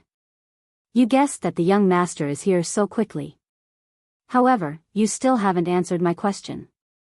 As the voice sounded for the second time, Yang Chendong appeared in front of Wu Qian. He was still dressed in green, and his face had not changed much compared to a few years ago. The only change was that there was an additional aura of a superior on his body. Yes, Sinner does not know how to, but also does not dare. Wu Qian knew that playing tricks in front of Yang Chendong was a joke, so he spoke the truth. This answer is honest. Alright, you can't expect me and madam to stand in your courtyard. Are you so poor that you don't even have tea? Yang Chendong was quite satisfied with this answer. If Wu Qian had only said that he did not know how to, he would have turned around and walked out. Yes, please enter the main room. Sinner will lead the way. Wu Qian's mind was still blank. He did not understand why the sixth young master and Luan Xiaoyu would come to his residence when he had been removed from his position. What was going on? With a myriad of thoughts in his mind, Wu Qian led the way while pondering the reason. Yang Chendong, who was behind him, also walked at a moderate pace. He looked around from time to time and nodded occasionally. It could be seen that Wu Qian was really poor. Normally, as the Vice Minister of the Ministry of Supervision, Wu Qian's monthly salary should not be a small amount. At least, it should not be a problem for him to support his family. However, both his concubine and assistant had met with mishap, and they had spent quite a lot of money using their authority. He had used his many years of savings to make up for the deficit. Even so, he was still short of a sum of money. Wu Qian, who had no savings, dismissed most of the servants in his house. Other than a gatekeeper, there was only a cook. One was for his face and the other was for his heart. They were both inseparable. This was also the reason why Yang Chendong only saw a gatekeeper and a servant when he entered the Wu residence. In the main hall, Wu Qian personally brewed tea and served it to Yang Chendong and Luan Xiaoyu. Then, he stood to the side and bowed, as if he was listening to instructions. All right, since this is your residence, it is not good for us to usurp the role of host. Take a seat. Ever since Yang Qindong appeared, he had completely occupied the dominant position. He did not look like a guest at all. Yes. Wu Qian hurriedly agreed. The sixth young master had asked him to take a seat. If he did not take a seat, it would mean that he was not giving face to the sixth young master. This was also a crime that he could not bear. Wu Qian's but had just touched the chair when Yang Qindong's voice rang out beside him. He had no choice but to stand up again and return respectfully. How are your reflections at home these past few days? Replying to the sixth young master, Wu Qian knows that his sins are grave. No matter how you punish me, I will plead guilty. It can't be considered a grave sin. It is just that you did not know how to judge a person. You can still be saved. However, one must learn from the president's teachings. Mistakes can be made, but the same mistake must not be made again. Do you understand? Yang Qindong was very satisfied with Wu Qian's attitude. If the other party thought that he was not in the wrong and continued to be stubborn, then this person could not be used. Yang Qindong had always believed that honest officials were not equal to capable officials. There were many honest officials who were not as useful as capable corrupt officials. At least corrupt officials knew how to do things and make money by taking advantage of the situation. However, some honest officials did not do anything. They only did things half-heartedly. Sometimes, such people would spoil things. You're tuning into the Carefree Valley YouTube channel. Don't forget to subscribe and join us on this journey to catch the most captivating stories.